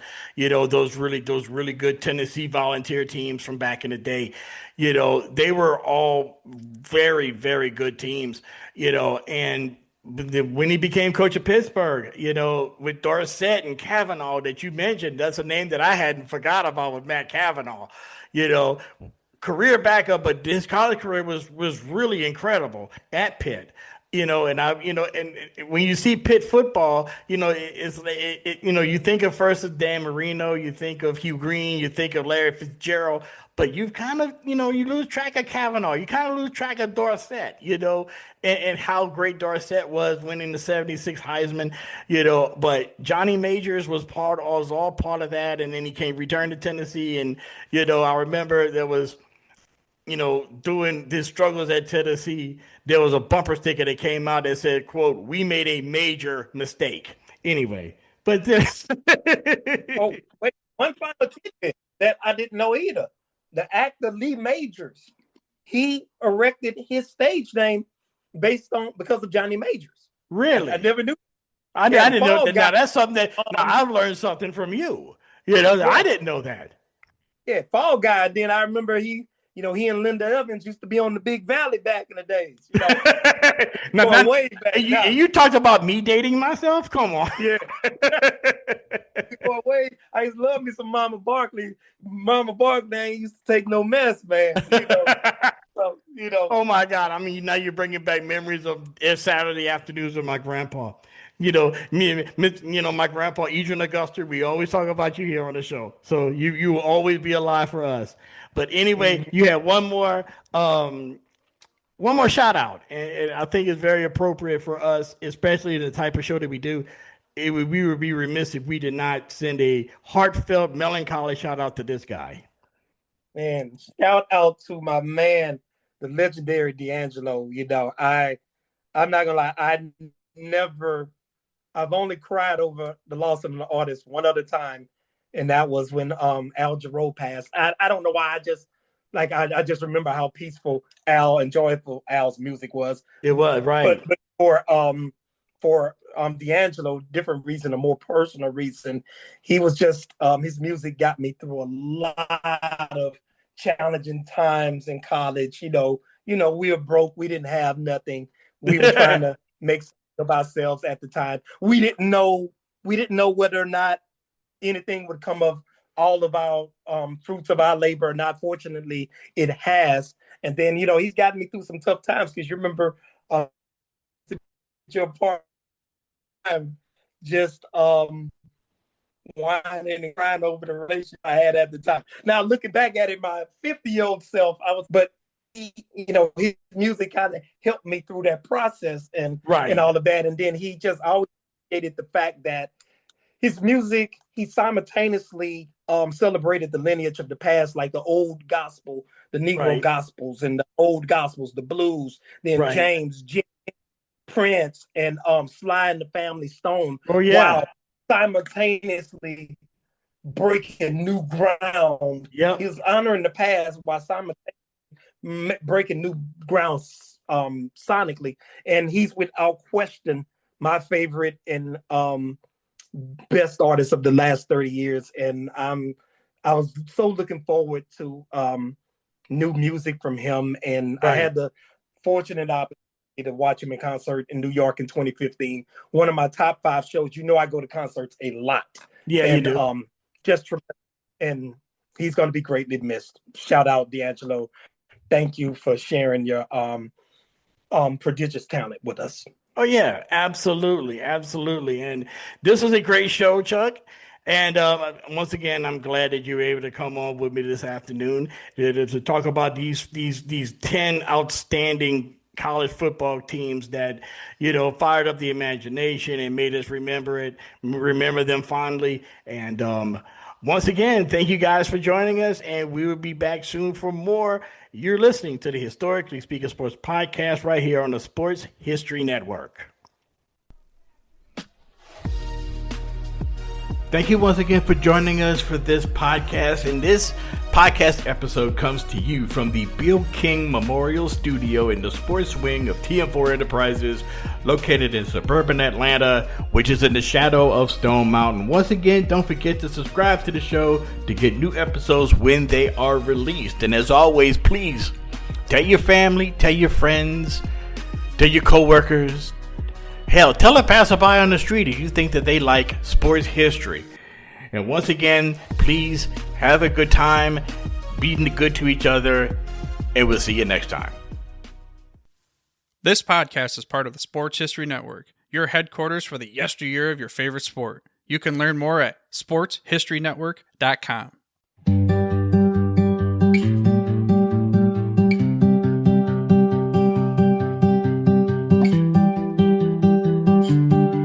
The Sports History Network, where legends live on and the past plays loud. Welcome to the place where history's proud. From gridiron glory to the hardwood stars, from the racetrack heat to Olympic bars. It's the voices, the stories, the moments you miss, told by fans and pros who live for this. Hook and Themic, the Sports History Network, where the past comes alive. Podcasts and blogs that keep the flame high.